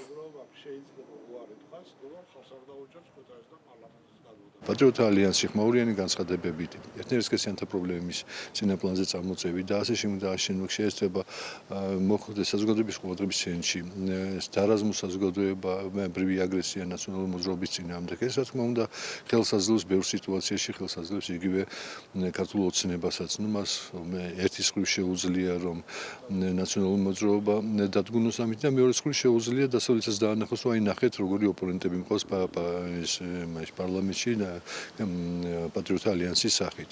თუ თქვათ მოხდა ისე და ნაციონალური მოძრაობამ გადაწყვიტა რომ არ მიიღოს პარლამენტის მუშაობაში მონაწილეობა, მე არ მახსოვს ხელ კონსტიტუციად როგორ არის გასაზღვრელი, მაგრამ ერთი რამე შემიძლია ვთქვა რომ ეს დიდად შეუწყობს ხელს თვითონ აი ამ ნაციონალური მოძრაობის მარგინალიზებას. ვფიქრობ რომ ნაციონალურ მოძრაობამ ამ არჩევნებზე მიიღო აბსოლუტური მოკლედ მიაღწია მაქსიმუმს, რისი მიღწევაც მას შეეძლო. ნაციონალური მოძრაობა ამ შემთხვევაში დატოვებს თუ არა პარლამენტს სამართლებრივი თვალსაზრისით ხაზს უსვამ, ამას დიდი მნიშვნელობა იმისათვის, რომ პარლამენტმა იფუნქციონიროს, რა თქმა უნდა, არ ექნება. პოლიტიკური თვალსაზრისით ეს არ იქნება, რა თქმა უნდა, სასიამოვნო, მაგრამ ჩვენ არა გვახსოვს, რომ 2008-ში მაშინ გაერთიანებულმა ოპოზიციამაც უარი თქვა მანდატებზე, დახიეს მანდატები, მაგრამ პარლამენტმა 2012 წლამდე იფუნქციონირა. მეცხრე მოწვევის პარლამენტის შეკრებამდე ჯერ მეორე ტურებია ჩასატარებელი, რომელიც არაუგვიანეს 2 ნოემბრისა უნდა გაიმართოს. მადლობა, თამარ ციკლაური გვერდთვებოდა პირდაპირ ეთერში, ახლა რეკლამის შემდეგ თქვენ ნახავთ. როგორ აფასებენ არასამთავრობო ორგანიზაციები საპარლამენტო არჩევნებს? შეძლო თუ არა ხელისუფლებამ დემოკრატიული არჩევნების ჩატარება და რა გარემოში მოუხდათ მოქალაქეებს არჩევანის გაკეთება? რა დარღვევები გამოვლინდა პროცესში? რით იყო გამორჩეული 2016 წლის საპარლამენტო არჩევნები და როგორია არასამთავრობო სექტორის რეკომენდაცია? მიხეილ ბენიძე და ლელა ტალიური 2030-ში. 2030 პირდაპირ ეთერში ბრუნდება, როგორ აფასებენ არასამთავრობო ორგანიზაციები საპარლამენტო არჩევნებს, შეძლო თუ არა ხელისუფლებამ დემოკრატიული არჩევნების ჩატარება და რა გარემოში მოუხდათ მოქალაქეებს არჩევანის გაკეთება? მიხეილ ბენიძე და ლელა ტალიური უპასუხებენ ჩვენ შეკითხვებს. მოგესალმებით, ძალიან დიდი მადლობა, რომ დაგვითმეთ დრო. ბატონო მიხეილ, თქვენ და რამდენიმე არასამთავრობო ორგანიზაცია საპარლამენტო არჩევნების დღეს ჰქონდათ შექმნილი მედია ცენტრი, რომლის მეშვეობითაც თქვენი დამკვირვებლებისგან მოწოდებულ ინფორმაციას უწყოთ რეჟიმში აწვდით მედიას და შესაბამისად ახდენდით საზოგადოების ინფორმირებას თუ რა, როგორ და რა ვითარებაში მიმდინარეობდა. სწორედ აი ამის გათვალისწინებით ბუნებრივია თქვენ გაქვთ სრული სურათი იმის თუ რა მოხდა და როგორ მიმდინარეობდა პროცესი 8 ოქტომბერს. მაინტერესებს თქვენი შეფასება. საღამოშიდობისა. როგორ შეაიარა 8 ოქტომბრის საპარლამენტო არჩევნები? საღამოშიდობისა. დიახ, 8 ოქტომბრის საპარლამენტო არჩევნებს ჩვენ რა თქმა უნდა ერთ-ერთი ყველაზე ფართო მისიით ვაკურდებოდით და ახლობით 1000 ადამიანამდე ყვავდა მისიაში, რომელიც მთელი ქვეყნის მასშტაბით სხვადასხვა ფუნქციას ასრულებდა ამ დაკვირვების პროცესში.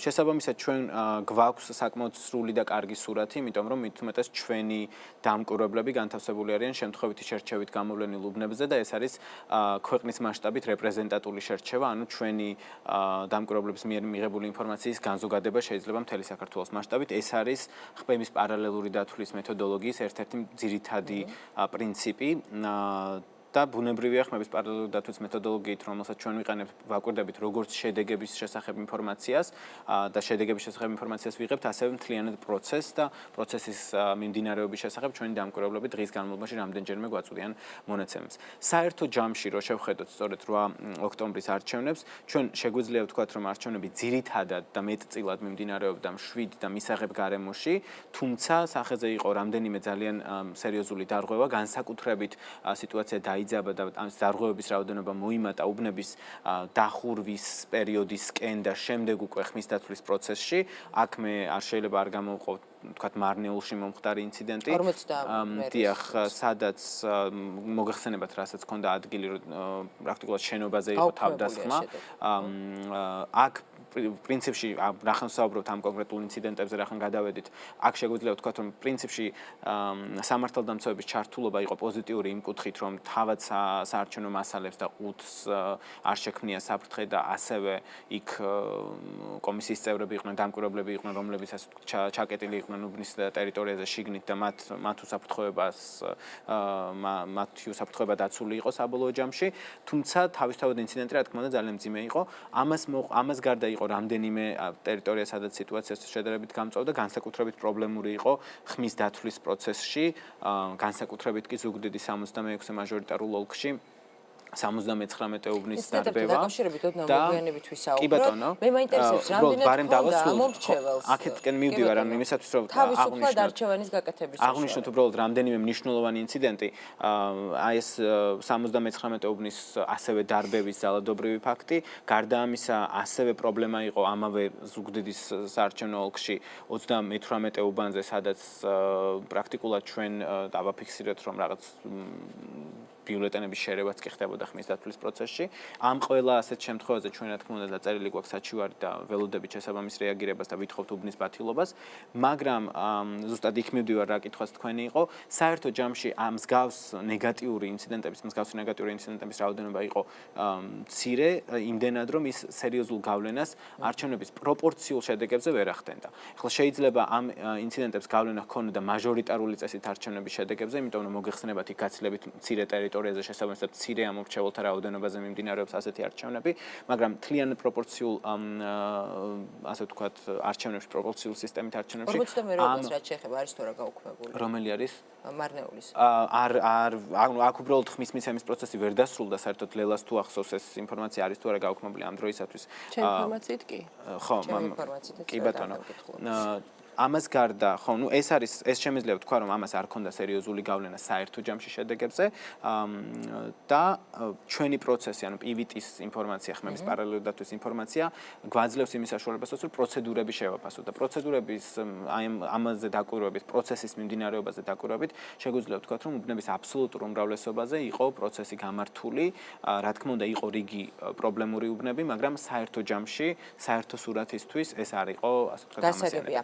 ქალბატონო ლელა, თუ არ ჩაქვთ რამდენიმე საარჩევნო უბანს, რაც ნაწილობრივ უკვე ისაუბრა ბატონმა მიხეილმა, ბუნებრივია იყო ძიბე, პროცედურული დარღვევებიც, ამაზე ოდნავ მოგვიანებით აუცილებლად კითხავთ თქვენ საჩივრებთან დაკავშირებითაც, საწყის ეტაპზე მაინტერესებს, რამდენად ჰქონდა 2016 წლის საპარლამენტო არჩევნებზე მოქალაქეებს, რამდენად ჰქონდათ მათ თავისუფალი არჩევანის გაკეთების საშუალება და გარემო რამდენად იყო დემოკრატიული და თავისუფალი და იყო თუ არა ასეთი. მოგესალმებით კიდევ ერთხელ, მივესალმებით თქვენს მსმენელს. 8 ოქტომბრის არჩევნებში არჩევნები წარიმართა ძირითადად მშვიდ ვითარებაში და ამომრჩეველს ჰქონდა საკუთარი ნების თავისუფლად გამოხატვის შესაძლებლობა. ეს ნამდვილად ასია, თუმცა ჩვენ გამოვყავით და ჩვენს ბრიფინგებზე და განცხადებებში ხაზი გავუსვით იმ მანკიერ პრაქტიკას, რომელიც ქართულ არჩევნებს ახასიათებს და წლების განმავლობაში გრძელდება ეს პრაქტიკა. ჩვენ გულისხმობთ გაურკვეველი სტატუსის მქონე ადამიანებს, ჩვენ გულისხმობთ ასევე აქტივისტებს და მხარდამჭერებს, საარჩევნო სუბიექტების, რომლებიც წარმოდგენილნი არიან ხოლმე უბნის გარე პერიმეტრზე, ისინი აკონტროლებენ უბანზე მისულ ამომრჩეველს, აღრიცხავენ თავიანთ სიებში. მართალია მოქმედი კანონმდებლობით აგიტაცია როგორც ასეთი არ არის აკრძალული საარჩევნო უბნის მიმდებარე ტერიტორიაზე უпростоრად და ეს დასაშვები ქმედება, თუმცა ჩვენ ვფიქრობთ, ეს არის მანკიერი პრაქტიკა და ერთგვარად არაპირდაპირ კონტროლს წარმოადგენს ამორჩევლის ნებაზე. ჩვენ მოვიპოვეთ ასევე ნაძალადების ოლქში ერთ-ერთ უბანზე სია, რომელიც დარჩა ერთ-ერთ კოორდინატორს თუ აქტივისტს და ეს გამცდის გადამოწმების შედეგად აღმოჩნდა, რომ ადამიანი იყო შეყვანილი ისე სიაში, ეგრეთ წოდებულ მხარდამჭერთა სიაში, რომ მის თანხმობა არ იყო, ან მან არ იცოდა საერთოდ რომ ასეთ სიაში იყო ის შეყვანილი. მე რისი თქმა მინდა რომ ჩვენ ფაქტიურად წინა საარჩევნო პერიოდშიც დავაფიქსირეთ ჩვენმა ორგანიზაციამ, რომ საარჩევნო სუბიექტები ისე ამუშავებდნენ მოქალაქე და პერსონალურ ინფორმაციას, ამუშავებდნენ უпростоრად და ამ შემთხვევაში ეს იყო კონკრეტული მაგალითი, რომ ამ შემთხვევაში თანხმობაც არ იყო, რაც ვფიქრობთ, რომ არის არასწორი და არ არის სწორი და გვინდა ამ პრაქტიკის გამოსწორება. გასათვალისწინებელია ის გარემოებაც, რომ მოქმედი კანონმდებლობა საერთოდ არის თვალისწინებს რა არის უბნის მიმდებარე ტერიტორია და ეს ყველაფერი არის ნებადართული და ფაქტობრივად არასასურველი პროცესები, რომელიც ხშირად შემთხვევაში და დავინახეთ რა მოხდა უბნის გარე პერიმეტრზე უკვე ხმის დათვლის დროს, ასახვას პოვებს ხოლმე ესეთ დაძაბულ სიტუაციაში, პროვოკაციებში და ფაქტიურად სამწუხაროდ ძალადობრივი შემთხვევების ვიხილეთ. აქედან გამომდინარე, ამ კუთხით ვფიქრობთ, რომ საკანონმდებლო ცვლილებებია გასახორციელებელი, ისევე მთელ რიგ შემთხვევებში ვთვლით, რომ ძალიან ბუნდოვანი საკანონმდებლო ნორმები, რომელიც საარჩევნო კოდექსს აქვს, ესეც გასამარტია, ასევე ცალსახად გამოვყოფთ იმას და კიდევ ერთხელ დაგვანახა ამ არჩევნებმა, რომ ძალიან მნიშვნელოვანია დაიწყოს მსჯელობა, სისტემური მსჯელობა საარჩევნო ადმინისტრაციის დაკომპლექტების წესის ცვლილებაზე, რომ კანონმდებლობამ ნათლად და გასაგებად განმარტოს ამ ადამიანების, მე ვგულისხმობ საარჩევნო ადმინისტრაციებში წევრთა შერჩევის კრიტერიუმები, რომ ის იყოს ნათელი, გასაგები და შესაბამისად განისაზღვროს წესი თუ რას იწუნებს შეგიძლიათ მე უშუალოდ ჩვენ ვიწუნებთ და ეს ჩვენმა მონიტორინგის შედეგებმაც აჩვენა როგორც საოლქო საარჩევნო კომისიების დაკომპლექტებისას ისევე საუბნო საარჩევნო კომისიების დაკომპლექტებისას, როდესაც ჩვენ გვაქვს შერეული კომისიები, ანუ გულისხმობ იმას, რომ ნაწილი კომისიის წევრებისა პარტიების მიერ ინიშნებიან კვალიფიციური და ისინი პარტიული კვოტით ინიშნებიან კომისიებში, ნაწილი 13 წევრიდან 6 წევრი ინიშნება zemდგომის საარჩევნო კომისიის მიერ და ეს წევრები უნდა იყვნენ პროფესიული ნიშნით, ვეძახით, რომ პროფესიული ნიშნით არიან, ანუ აპოლიტიკურები უნდა იყვნენ, მიუკერძოებელები უნდა იყვნენ, ობიექტურები უნდა იყვნენ და სამწუხაროდ ხედავთ ისეთ შემთხვევებს, როდესაც ეს ნათელი კრიტერიუმები არ აქვს, შერჩევის პროცედურები არ არის ნათელი და საკანონმდებლო პლუს პრაქტიკის დონეზე გარკვეულწილად კითხვის ნიშნის ქვეშ ჩნდება ხოლმე განსაკუთრებით კენჭისყრის დღეს ამ ადამიანების საქმიანობა და შესაბამისად მათ მიერ მიღებული გადაწყვეტილებები უშუალოდ არჩევნების დღეს. ანუ ეს მთელ შემთხვევაში ჩვენ ვნახეთ ასევე საუბნო კომისიების დაკომპლექტებისას, როდესაც წინასწარ შედგენილ სიებზე იყო საუბარი, არ მხოლოდ სადამკვირვებლო ორგანიზაციების, არამედ პოლიტიკური გაერთიანებების მხრიდანაც და უშუალოდ ამ საოლქო საარჩევნო კომისიების დაკომპლექტების შემთხვევაშიც აფილირება ამ ადამიანებისა საარჩევნო სუბიექტებთან, პოლიტიკურ გაერთიანებებთან, რა თქმა უნდა, არსებობს და ეს თავის მხრივ უკვე გარკვეულწილად მოქმედებს საარჩევნო ადმინისტრაციების დობაზე. აფასებთ მას დადებითად თუ არ ყოფილ? ჩვენ ვაფასებთ, რომ ამ შემთხვევაში ჰქონდა შესაბამისობა საერთაშორისო სტანდარტებთან არჩევნების, თუმცა გამოყოფდი იმას, რომ ძალადობრივ მოქმედებებმა, რომელიც ძირითადად დაფიქსირდა უბნის გარეთ, დააზიანა ეს სურათი კენჭისყრის დღის ამ შემთხვევაში. ბატონო მიხეილ, თქვენი მისამართი საკმაოდ ბევრი პრეტენზია შეიძლება ასე ითქვას და კრიტიკა ისმოდა მთელი აი ამ დღის განმავლობაში, 2 დღის განმავლობაში ფაქტობრივად იგივე ნაციონალური მოძრაობის წევრების მხრიდან, თუნდაც მოქალაქეების ნაწილის მხრიდან საუბარი იყო პარალელური დათვლის შედეგების გამოქვეყნებაზე, აცხადებდნენ, რომ დააგვიანეთ ამ პარალელური დათვლის შედეგების გამოქვეყნება. რა პროცედურასთან არის დაკავშირებული, რომ გითხრათ, მოკლედ და დააგვიანეთ თუ არა, თქვენ თავად როგორ თვლით? კი ბატონო, მოგეხსენებთ. შესაძლებელი გაცილებით ადრე გამოგექვეყნებათ. პირველ რიგში, მოდი განმარტავ კიდევ ერთხელ, ჩვენ ხშირად გვიწევს ხოლმე ამ PVT-ზე, ანუ ხმების პარალელურ დათვლაზე საუბარი. პირველ რიგში თვითონ ის ინფორმაცია, რასაც ჩვენ დღის განმავლობაში ვაწვდით მოსახლეობას და ნებისმიერ დაინტერესებულ პირს, სადაც პროცენტული მაჩვენებლები იყო, სადაც არა მხოლოდ აქტივობაზე და ვთქვათ მსგავს საკითხებზე, არამედ ვთქვათ უბნების რამდენი პროცენტი გაიხსნა დროულად, უბნების რამდენ პროცენტზე დაფიქსირდა ვთქვათ მარკირების სწორად გაკეთება ან არასწორად გაკეთება, უბნების რამდენ პროცენტზე შეიძლება იყოს ზეწოლისა და სხვა სახის მუხარის ან დაშინების შემთხვევები. ეს ყველაფერი არის ხმების პარალელური დათვლის შედეგები და მონაცემები, რომელსაც ჩვენ ვიღებთ ჩვენი დამკვირვებლებისგან დღის განმავლობაში, იმის მიხედვით თუ როდის რა პროცედურა ხდება თვითონ საუბნო კომისიებში და შემდეგ დღის ბოლოს უკვე დახურვის პროცესში, როდესაც მთლიანად აფასებენ ჩვენი დამკვირვებლები, ვთქვათ, ქონდა თუ არა ამა თუ იმ დარღვევას ადგილი იმ კონკრეტულ უბანზე. ანუ ეს ყველაფერი, რასაც საზოგადოება იღებდა 8 ოქტომბერს, ეს იყო ხმების პარალელური დათვლის შედეგად მიღებული ინფორმაცია.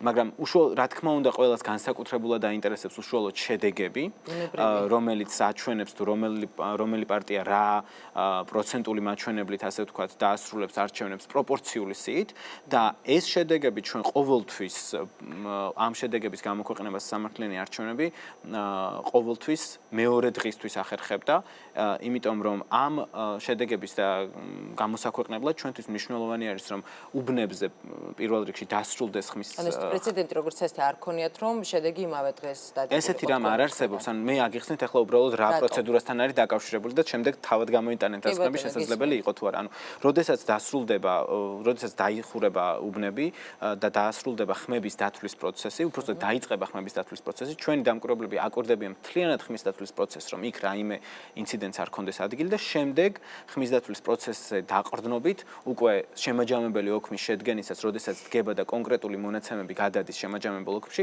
ჩვენი დამკვირვებლები ამ მონაცემებს, ასე ვთქვათ, ინიშნავენ და ამ მონაცემების სანდოობას შემდეგ ჩვენ ვამოწმებთ და ამ მონაცემებს გვიგზავნიან SMS კომუნიკაციით, ანუ SMS მესეჯების მეშვეობით. ამ პროცესს, აი ამ მონაცემების შეგროვებას გარკვეული დრო ჭირდება, იმიტომ რომ პირველ რიგში საჭირო არის, რომ ხმის დათვლის პროცესი დასრულდეს საარჩევნო უბნებზე. შესაბამისად, 1 საათში და 2 საათში მოგეხსენებათ, რომ მაგრამ ეს ხშირად არ ხდება 8 საათზე, როდესაც უბნები იხურება, როგორც წესი შემდეგ ცოტა ხანი სჭირდება იმას, სანამ საერთოდ დაიწყება ხმის დათვლის პროცესი და მის დასრულებასაც გარკვეული დრო ჭირდება. შემდეგ ამ მონაცემების შეგროვებასთან ერთად ჩვენ ვაკეთებთ ანალიზს იმისათვის, რომ დავინახოთ სურათი როგორი არის ქვეყნის მასშტაბით და ხმების პარალელური დათვლა არ შეიძლება ნაწილობრივ რაიმე შედეგზე დაფუძნებით გააკეთო. მნიშვნელოვანია ის, რომ სრული სურათი ქონდეს, ანუ ყველა დამკვირვებლისგან მიიღო ინფორმაცია, იმიტომ რომ ეს არ არის CESCO-ს წინასწარი შედეგები, რომელსაც CESCO-ს ყველა უბნიდან იღებს ინფორმაციას. ჩვენ შემთხვევითი შერჩევით გამოვლენილი უბნებიდან ვიღებთ ინფორმაციას და მნიშვნელოვანი არის, რომ ამ შერჩევიდან სრულად მივიღოთ ინფორმაცია და შემდეგ ეს ანალიზი სწორად დასრულდეს. ამას სჭირდება გარკვეული პროცესი და დრო. და ჩვენ გვყავს ექსპერტები, რომლებიც ამბობენ, რომ არ არსებობს და პივიტის შედარებას ადარებენ, თქვათ, ორსულად ყოფნასთან და ორსულად ყოფნის მდგომარეობას. არ არსებობს ნაწილობრივ ორსულად ყოფნა, ნაწილობრივ პივიტი. არსებობს ან კი ფრაზა ბოლო პერიოდში. ან კი ან არა, ან გაქვს სრული პივიტი, ანუ ხმების პარალელური დათვა, ან არ გაქვს. ამიტომ ჩვენ ველოდებით სანამ სრულად გვაქვს და შემდეგ ვაქვეყნებთ, აქ ასევე შედის პროცესის შეჯერება, მათ შორის ინციდენტების შესახებ ინფორმაცია, ამას სჭირდება მოგროვება, სათანადო შეფასებების მიცემა, ძირითადი დასკვნებზე შეჯერება ორგანიზაციის შიგნით. ეს არის მთელი პროცესი, რომელსაც მთელი ღამის განმავლობაში ჩვენი დამკვირვებლები და ჩვენი ოპერატორები და ჩვენი ექსპერტები ერთობლივად აკეთებენ. შეუძლებელი არის ამის გაკეთება 1 საათში. მე ძალიან დიდი იმედი მაქვს, რომ თან ერთ დავამატებ დილის 10 საათზე ჩვენ დაანონსებული ქონდა წინასწარვა, ეს არ იყო ახალი, რომ შედეგები დაიდებოდა მომდევნო დღის 10 საათზე, ზუსტად მომდევნო დღის 10 საათზე. ვისაც გაინტერესებდა ეს ინფორმაცია, რა თქმა უნდა. კი, ზუსტად მომდევნო დღის 10 საათზე თქვენს ეთერშიც ალბათ არ ვიცი და ყველა ბევრ სხვა ეთერში ჩვენ ვიყავით პირდაპირ ეთერში. ქალბატონო ნელა, რაც შეეხება საჩივრებს. საინტერესოა, რამდენი და რა ტიპის საჩივრები აქვს დაწერილი ახალგაზრდა იურისტთა ასოციაციას. მოგახსენებ საჩივრები ჩვენმა დამკვირვებლებმა როგორ დაწერეს, რომ უშუალოდ უბანზე კენჭისყრის დღეს პროცესის მიმდინარეობისას და ეს იყო როგორც ხმის მიცემის ეტაპზე, ასევე ხმების დათვლის ეტაპზე და ამჟამად მიმდინარეობს საჩივრების წარდგენა საოლქო საარჩევნო კომისიებში უშუალოდ შემაჯამებელ ოქმებთან დაკავშირებით, ანუ იმ პრობლემებთან დაკავშირებით, რომლებიც შემაჯამებელ ოქმებს ახასიათებს. არის შემთხვევები, როდესაც ჩვენ ვითხოვთ პასუხისმგებლობას საარჩევნო ადმინისტრაციის წევრთა მხრიდან მათ მიერ ბრალეული შესრულების მოვალეობის ან მოვალეობის არაჯეროვანი შესრულების გამო ვითხოვთ პასუხისმგებლობას, ბათილობას მათ შორის ვითხოვთ უბნებისას, სადაც ვფიქრობთ, რომ არის უხეში დარღვევები, ვითხოვთ გადათვლას შედეგების, სადაც გარკვეულწილად ეჭვი გვაქვს, რომ შესაძლოა არ იყოს ისე უბნაზე მიღებული შედეგები ასახული შემაჯამებელ ოქმებში და გვაქვს გარკვეულწილად ეჭვები ამ კუთხით, ამიტომ ვითხოვთ გადათვლას კონკრეტულ უბნებზე და მთელ რიგ შემთხვევებში თუ მაგალითად არის დაუბალანსებელი ან გადასწორებული ოქმები, რომელსაც შემაჯამებელი ოქმები არ ახლავს, ამ კუთხით ვითხოვთ შესაბამის პასუხისმგებლობას. ეს არის ჩვეულებრივი პროცედურა, რომელიც ამ შემთხვევაში ახლავს საარჩევნებს თან და როგორც მოგეხსენებათ, საოლქო საარჩევნო კომისიები შემჭიდროებულ ვადებში განიხილავენ საჩივრებს და იმ შემთხვევაში თუ ისინი ჩვენ მოთხოვნებს არ დააკმაყოფილებენ, ჩვენ როგორც წესი და კანონმდებლობის თანახმად ვასაჩივრებთ ხოლმე უკვე სასამართლოებში ამ დარღვევებს, ანუ საარჩევნო ადმინისტრაციების მიერ მიღებულ გადაწყვეტილებას ჩვენ საჩივრებთან დაკავშირებით თუ ისინი რა თქმა უნდა არ დაკმაყოფილების შემთხვევაში საინტერესოა, ქალბატონო ნელა, რამდენად შეიძლება შედეგებზე იქონიოს გავლენა? კონკრეტულად უშუალოდ ახლა სრულ სურათზე და სრულ შედეგებზე არა, თუმცა შესაძლებელია თუ მაგალითად გაბათილდა უბანი, ანუ ჩვენმა საჩივარმა უпростоრად გავლენა მოახდინოს კონკრეტულ უბანზე იმ კუთხით, რომ იმ უბნის შედეგები გაბათილდეს, თუ მაგალითად ეს მხედველობაში იქნა საარჩევნო ადმინისტრაციის მხრიდან მიღებული ხარ, როდესაც საუბარია იმაზე, რომ მაგალითად შემაჯამებელი ოქმი არ ბალანსდება, იმიტომ რომ მეტობა მოვიდა მაგალითად 50 ბიულეტენით, ეს არის მე მგონი სერიოზული ბიულეტენებთან დაკავშირებით არაერთი გაუგებრობა. კი, და ამ შემთხვევაში უჯრებში იპოვეს ორი შემთხვევა იყო თუ სწორად? ჩვენ ასეთი ფაქტი ბიულეტენების პოვნასთან დაკავშირებით არ დაგვიფიქსირებია, თუმცა გარკვეულწილად დავაფიქსირეთ ცალკეული შემთხვევები, მათ შორის იყო მაგალითად სხვადასხვა ტიპის დარღვევები, მარკირების არ გაკეთება თუ ისე გაცემა ბიულეტენის. დაახლოებით გქონდა დღის განმავლობაში 100 საჩივარი, მე ამან მოიმატა 150-მდე საჩივარი გქონდა. კი, ეს უშუალოდ ასევე ძირითადად ტექნიკურ და პროცედურულ დარღვევებს ეხება და თუმცა არსებითი საჩივრებიც გვაქვს, რომელიც მოგახსენებთ, რომელიც ბათილობას ითვალისწინებს, მაგრამ ეს არ არის ამ შემთხვევაში ბევრი საჩივარი ამ კუთხით. კუთხით. გასაგებია ბატონო მიხეილ და ბატონო ლელა შემდეგ თქვენ განეცმინდა მოვისმინო პასუხი. მეორე ტურს რაც შეეხება, რამდენად იქნებით ჩართულები თქვენს დამკვირვებლებთან? მოგეხსენებთ უბრალოდ ორი სიტყვით ვიტყვი, როდესაც ამბობ თქვა შეიძლება თუ არა ამ საჩივრების განხილვას კონდეს რაიმე შედეგი, კი ვიცი მესმის. შედეგი თვითონ საბოლოო შედეგებზე ხო რაიმე გავლენა. როგორც წესი არ აქვს ხოლმე გავლენა ასეთ დროს აი რაღაც მნიშვნელოვანი, მაგრამ ჩვენ გვაქვს ძალიან განსაკუთრებული შემთხვევა, როდესაც პატრიოტთა ალიანსი არის ზღვარზე სწორედ აი 5%-იან ბარიერთან და შეიძლება ასეთ შემთხვევაში 1 და 2 უბანს და შემსაბამის შედეგებსაც კი რაღაც მნიშვნელობა ჰქონდეს სერიოზული, ამიტომ ეს არის რაღაც განსაკუთრებული შემთხვევა, რაც სხვათა შორის მე არ მახსოვს, არ ვიცი შეიძლება ძალიან ადრე იყო, მაგრამ 5%-იან ბარიერთან აი ესე სათუო იყოს, თქვა გადასვლა არ გადასვლის საკითხი, რაც ჩვენ პივიტეშიც თქვით, რომ აი ამ შემთხვევაში შეიძლება რომელიღაც უბანს თქვა ჰქონდეს სერიოზული გავლენა შედეგებზე. რაც შეეხება მეორე ტურს, მეორე ტურს ველოდებით, რომ იქნება საკმაოდ მნიშვნელოვანი ამ არჩევნებისთვის, ამიტომ ჩვენ ვაპირებთ, რომ ყველგან სადაც მეორე ტური იმართება, მაქსიმალურად დავაკვირდეთ. ახლა კიდევ შევხედავთ სიტუაციას, შესაძლოა არის რომელიმე კონკრეტულ ოლქზე უფრო მეტი ყურადღება მივაქციოთ, უფრო მეტი ყურადღება და უფრო მეტად ჩავერთოთ, მაგრამ ჩვენ გვინდა რომ ყველა მეორე ტურს დავაკვირდეთ და შესაბამისად პროცესში შესაბამისად. კი, ჩვენც ვაპირებთ დაკვირვებას და იმას გამოვთქვათ, რომ არჩევნების ჩატარების ხარისხი, რომელიც ამ შემთხვევაში ძალადობრივი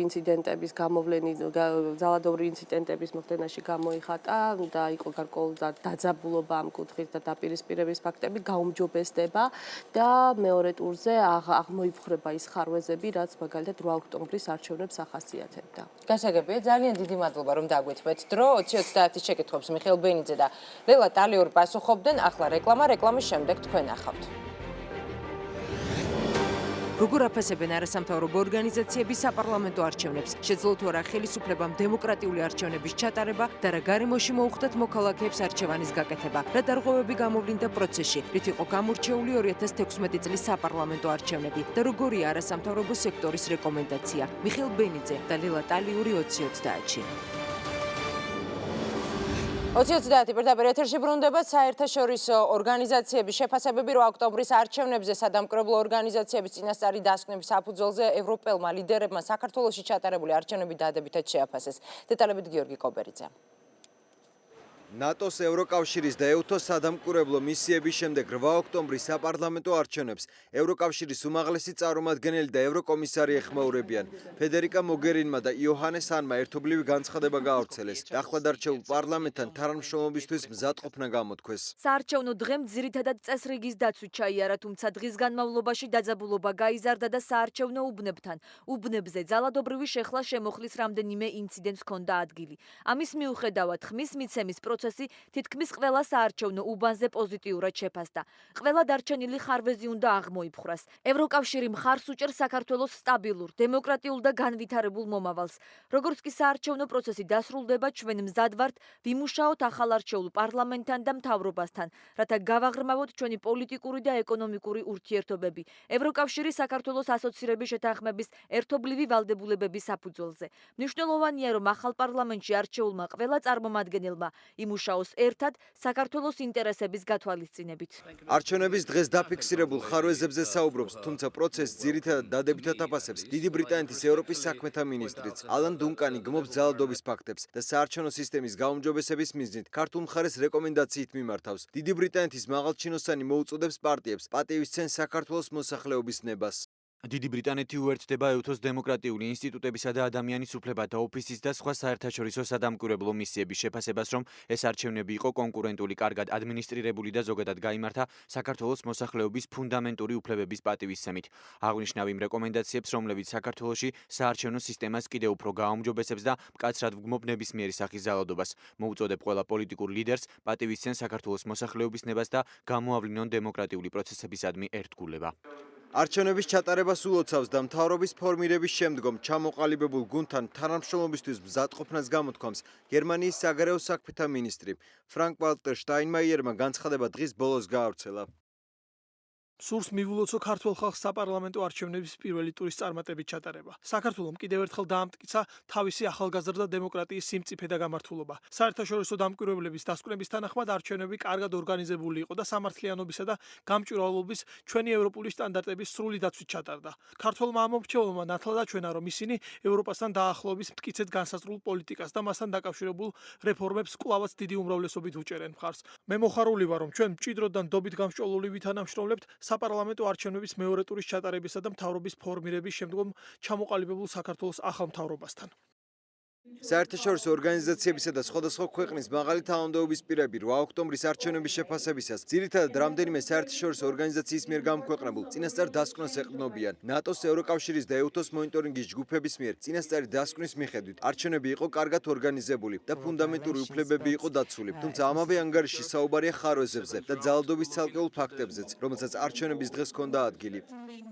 მინდა შევაქო პროფესიონალიზმი, რომლითაც ეს არჩევნები იყო ორგანიზებული, ასევე ის თუ როგორ მოხდა პროცესის მართვა გუშინ. მიუხედავად იმისა, რომ დათვლის დროს პრობლემები გაჩნდა, როგორც ეს აღნიშნულია წინასწარ ანგარიშში, ზოგადად კენჭისყრა უმტკივნეულოდ გაიმართა. ეს განსაკუთრებით აღსანიშნავია იმის ფონზე, რომ გარკვეული ძალადობრივი შემთხვევები მოხდა წინასაარჩევნო პერიოდში. ჩვენ გაგვაუცა იმან, რომ ძირითადი პარტიების ლიდერებს შორის დებატები ვერ გაიმართა. საქართველოს ამბიციური ნაბიჯები გადადგა საერთაშორისო სტანდარტების დასაკმაყოფილებლად, რათა უზრუნველყო თანაბარი პირობების სხვადასხვა მონაწილე მხარისათვის. რაც შეეხება ძალადობის შემთხვევებს, ყველაფერი უნდა გაკეთდეს, რომ თავიდან იქნა საცილებული ძალადობის ესკალაცია, ასევე არჩევნების მეორე ტურის განმავლობაში.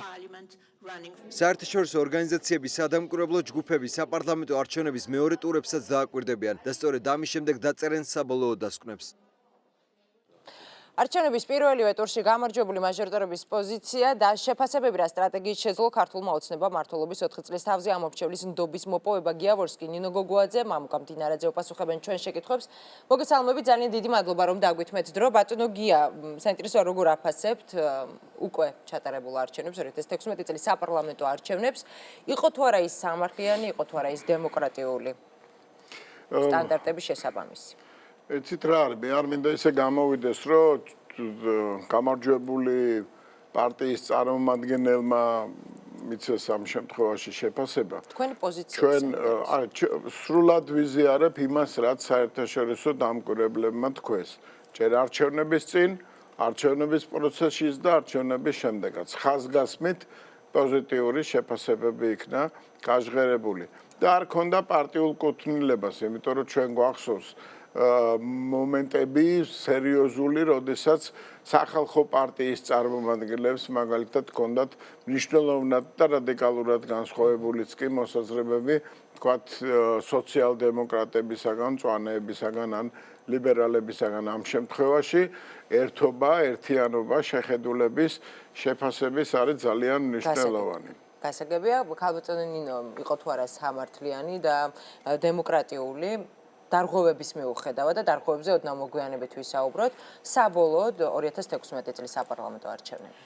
მოგესალმებით, ჩვენს მაყურებელს მივესალმები. პირველ რიგში მინდა მიულოცო ჩვენს მოქალაქეებს ესეთი არჩევნების ჩატარება ჩვენს ქვეყანაში და მინდა დიდი მადლობა გადაუხადო ჩემს საბურთალოელებს, ჩემს ამომრჩევლებს, რომელმაც ესეთი მაღალი ნდობა გამომიცხადეს და ამირჩიეს 4 წლით მათ წარმომადგენლად პარლამენტში. რაც შეეხება საარჩევნო გარემოს და არჩევნებს, ზოგადად არჩევნების შეფასებას, არჩევნები რასაკვირველია არ ფასდება მხოლოდ არჩევნების დღით. ფასდება მთლიანად პროცესი, რასაც თქვენ შემეკითხეთ, სამართლიანი იყო თუ არა არჩევნები. ამ შემთხვევაში უნდა შევაფასოთ მთლიანად წინა საარჩევნო პროცესი და შემდეგ არჩევნების დღე. ეს არჩევნები იყო განსაკუთრებულად სამართლიანი, კონკურენტუნარიანი, სადაც ყველა საარჩევნო სუბიექტს, ყველა პოლიტიკურ პარტიას და მათ კანდიდატებს ჰქონდათ შესაძლებლობა თავისუფლად ეწარმოებინათ საარჩევნო კამპანია. ყოველგვარი ხელშეშლის გარეშე, სამართლიან, კონკურენტუნარიან პირობებში. საარჩევნების დღეც იყო ზუსტად ესეთი და მნიშვნელოვანი არის ის, რომ ამას აღნიშნავენ ჩვენი ოპონენტებიც, ეს ძალიან მნიშვნელოვანი არის და ამას აღნიშნავენ, აი როგორც თქვენ სიუჟეტში გქონდათ ძალიან ბევრი საერთაშორისო ორგანიზაციის და ადგილობრივი ორგანიზაციების წარმომადგენლები, რომლებმაც თავიანთ ანგარიშებში, თავიანთ განცხადებებში პირდაპირ მიუთითეს, რომ ეს იყო საქართველოს დემოკრატიული განვითარების მხრივ წინ გადადგმული ნაბიჯი. ამიტომ მათი შეფასება ძალიან მნიშვნელოვანია. საინტერესოა, ელოდებოდით თუ არა, იცოდით თუ არა და ელოდით თუ არა, რომ გაიმარჯვებთ აი ესე პირველივე ტურში და რას გეტყვით მეორე ტურთან დაკავშირებით? თუ ელოდებოდით აი ამ მოცულობის 50 უბანზე მეორე ტურის დანიშნას. საბურთალოზე ბევრი რო არ მოგვიწევს საუბარი, ნინოს შეუერთდები, მეც იქ ვიყრიდი კენჭ და ძალიან დიდი მადლობა რომ ღირსი გავხდი იმის რომ მათი ინტერესები დავიცვა პარლამენტში შემდეგი 4 წლის განმავლობაში. რაც შეეხება იმ გარემოს და რა კითხვას თქვენ დამისვით, აუცილებლად მინდა დავამატო, სანამ კითხვაზე პასუხს გაგცემთ. საქართველოს ბოლო პერიოდის დამოუკიდებლობის ისტორიაში, ასე ვთქვათ, ჩემი აზრით, ამაში ბევრი მეთანხმება, სხვათა შორის, ჩემმა ერთმა მეგობარმა გუშინ Facebook-ში გუშინ წინ დაწერა ასეთი რამ ყველა წინა არჩევნები საპარლამენტო თუ არ ჩავთვლით 90-იანი წლების დასაწყისში, რომელსაც ქართულმა ხალხმა პრაქტიკულად რეფერენდუმი უწოდა. ყველა იყო ან შიშით ჩატარებული, ან გაყალბებით ჩატარებული, ან იყო ბრძოლა, ომი. წინა არჩევნები გახსოვთ, როდესაც ქართული ოცნება ხელისუფლებაში მოვიდა, ეს იყო ბრძოლის შედეგად მიღებული წარმატება. დღეს არავის არაფერი არ ქონდა საბრძოლო, დღეს იყო ჩვეულებრივი არჩევნები. არჩევნები, რომელსაც თითეული ხმა, ვისაც ხმა მისცეს, ზუსტად ისე გადანაწილდა ყველაფერი და შესაბამისად ეს იყო ყველაზე დემოკრატიული არჩევნები, სადაც რეალურად დაისახა ხალხის არჩევანის შედეგს. წინა შემთხვევაშიც კი არ მოხდა რას, იმიტომ რომ ჩვენ დარწმუნებულები ვართ ყველანი, მათ შორის ნაციონალური მოძრაობის წარმომადგენლებიც კი, რომ მათ იმდენი ხმა არ აუღიათ, რამდენიც შედეგი მიიღეს მათ წინა საპარლამენტო არჩევნებში, ხო ასეა? რეალურად, გარდა იმისა, რომ ყველა საერთაშორისო ორგანიზაცია ავტორიტეტული აღიარებს ამ არჩევნებს ასე, როგორც ჩვენ ლაპარაკობთ, გარდა ამისა, რეალურად ასე იყო განწყობა, შინაგანი ყველას ასეთი აქვს საქართველოში. რაც შეეხება პირველ და პირველივე ტურში. უნებრივია, ალბათ, ყველა ჩვენგანი ელოდებოდა ამას, იმიტომ რომ ლოგიკური შედეგი ამისი და დასასრული ეს იყო, თუმცა რამდენიმე იმ ოლქებში, სადაც მეორე ტური დაჭდა, იქ ძალიან ბევრი ხარვეზი იყო, მაგალითად, იმ ხრივ ბევრი ბიულეტენი გაუქმდა. იყო სხვადასხვა ხარვეზები, რის გამოც ყველა მათგანი სხვათა შორის ახლოს არის ამ ბარიერის გადალახვასთან. აქ არ არის ისე, რომ რომელიმეს 30% კონდეს ან 35. ყველა ძალიან ახლოს არის. უბრალოდ მოდი ასე დავარქვათ. პრინციპში, საერთო ჯამში ქართულ ოცნებას და მის წარმომადგენლებს გვაქვს დაახლოებით ასე ვთქვათ, მოსული ამორჩევლების ზოგადად 50%-იან მხარდაჭერა როგორც აღმოჩნდა. შესაბამისად, ზოგიერთმა ჩვენგანმა რო არ ვთქვათ, რომ რაღაც ჩვენ მეტი გავაკეთეთ, ან ჩვენ ნაკლები გავაკეთეთ, ან ვინმე სჯობია პირიქით, ჩვენ ერთი გუნდი ვართ, ყველა ძალიან ღირსეული კანდიდატია, ჩვენ შევძლებთ რომ გადაგველახა. ბარი მაღალი შეიძლება, მაგრამ ლეგიტიმაციას მაღალია შესაბამისად და ამიტომ ამაში საწინააღმდეგოს ვერაფერს ვერ ხედავ. არა, ყველა კანდიდატი ყველა არის ძალიან ღირსეული და კიდევ ერთხელ გიმეორებთ, რომ ყველა მათგანს აქვს 50%-თან მიახლოებული შედეგი. ამიტომ ვერავის დავაბრალებთ იმას, რომ რაღაც დააკლეს. კამპანიაში ხომ არ იყო გარკვეული ხარვეზი? იცით რა, გარკვეულ შემთხვევაში შეიძლება ხარვეზიც იყო, გარკვეულ შემთხვევაში შეიძლება ოპონენტი იყო ძლიერი, გარკვეულ შემთხვევაში იყო ძალიან ბევრი ოპონენტი, გარკვეულ შემთხვევაში შესაძლოა ვიღაცამ რაღაც დააკლო, მაგრამ ეს ინდივიდუალური, ხა მე არ მინდა ისე თქვათ წინა ხელისუფლების წარმომადგენლები რომ საუბრობდნენ, რომ ყველაფერი კარგად არის რაღაცები, რაც ჩვენც არ მოგწონს დაუშვათ ამ ქვეყანაში, მაგრამ ეს იმას არ ნიშნავს, რომ აიდამაინც ჩვენი თანაგუნდები საკრიტიკო არავის არაფერი არ აქვს. იქიდან გამომდინარე, რომ მართლა ყველა ღირსეულია და მართლა ყველამ ძალიან კარგი კამპანია აწარმოა. გარკვეულ შემთხვევებში ეს დადებითი შედეგით დაგვირგვინდა, გარკვეულ შემთხვევებში ხა 50%-თან ძალიან ახლოს არიან და მეორე ტურში ავთავარია. ყველა მათგანი დარწმუნებული ვარ, შედეგებიდან გამომდინარე სხვათა შორის. ყველა მათგანი მიაღწევს ძალიან ღირსეულ გამარჯვებას, ჩვენს გადავერთვებით ამ ამბავში და მთელი გუნდი ვიქნებით მობილიზებული ამ ხალხის და ჩვენი ქვეყნის წარმატებისთვის. დასაგებია, ბატონო გია, ნაციონალური მოძრაობის წევრებთან დაკავშირებით უნდა გითხოთ, მათ არ მიუღიათ გადაწყვეტილება შელვენ თუ არა მეცხრე მოწვევის პარლამენტში.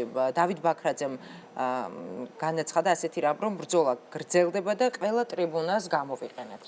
როგორ ფიქრობთ, თუ შევიდნენ თუ არა ნაციონალური მოძრაობის წარმომადგენლები პარლამენტში და ისიც უნდა ითქვას, რომ მათ შორის აზრთა სხვადასხვაობა არის, ეს უკვე ღიად ჩანს, გამოიტანეს გარეთ თუ შეიძლება ასე ითქვას, საჯარო განცხადებებს აკეთებენ, სოციალური ქსელის მეშვეობითაც აკეთებენ კომენტარებს და მიხეილ სააკაშვილის მიმართულებითაც იშვერენთი სხვადასხვა. მე ველოდები იმ პერიოდს, როდესაც ნაციონალური მოძრაობა მართლა ჩამოყალიბდება პარტიად, რომელიც ოპონირების რეჟიმში, რომელსაც შეუძლია ოპონირების რეჟიმში ატაროს საერთოდ პოლიტიკური ცხოვრება ეხლა ამჯერად გამაერთიანებელი, მათი იდეური გამაერთიანებელი წინამძღვარის ლიდერიც არის ოდესის გუბერნატორი, რომელიც არასოდეს არც ერთ შემთხვევაში არ დაუშვებს იმას, რომ გაიაზროს მაინც სახელმწიფოს რა საფრთხეებს უქმნის თუნდაც მის მიერ არ ვიცი ახლა რამდენად მოქმედებაში შეიძლება ეს განვიხილოთ ეს ალბათ სხვა